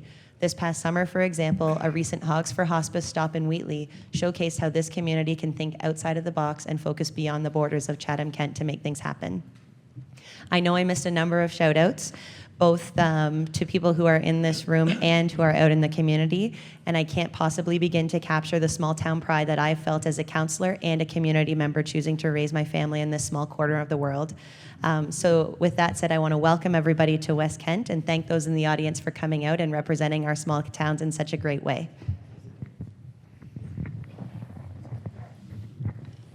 Well said, Melissa. Councillor Kirkwood White. Anybody Thank else? you. Sort of hands up just to, if anybody want on deck. Okay, so Councillor Wright's on, Councillor Latimer's on deck.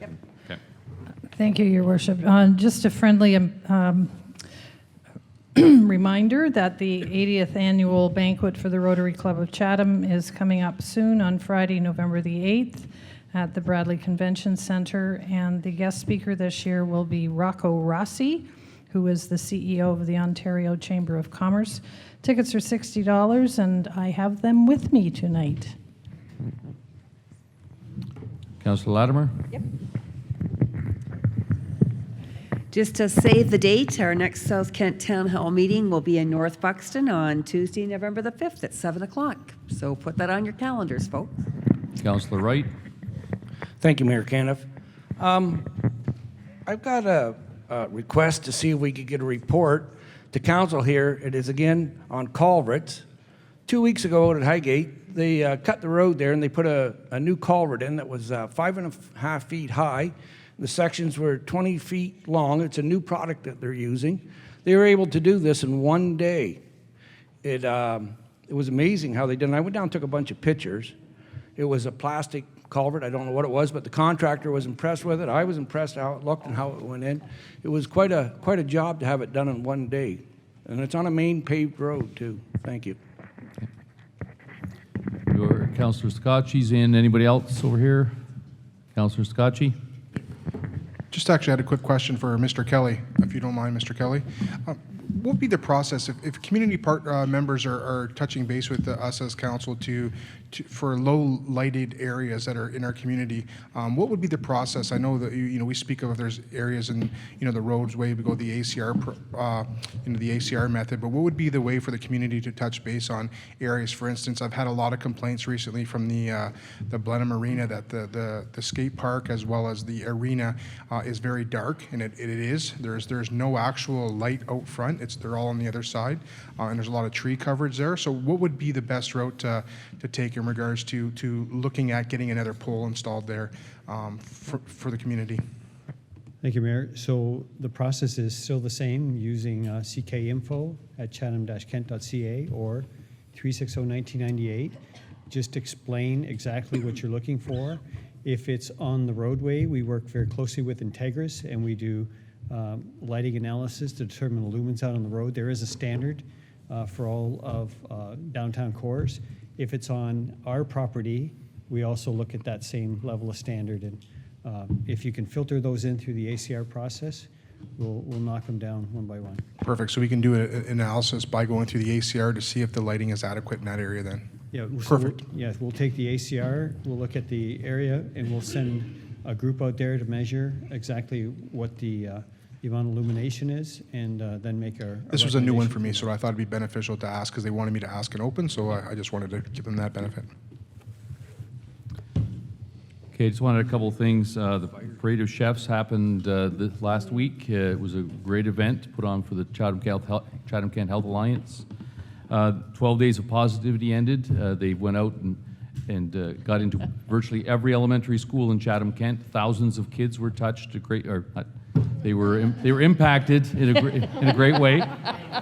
Better word. Hundreds of businesses were there. This year was the biggest year yet as far as momentum goes.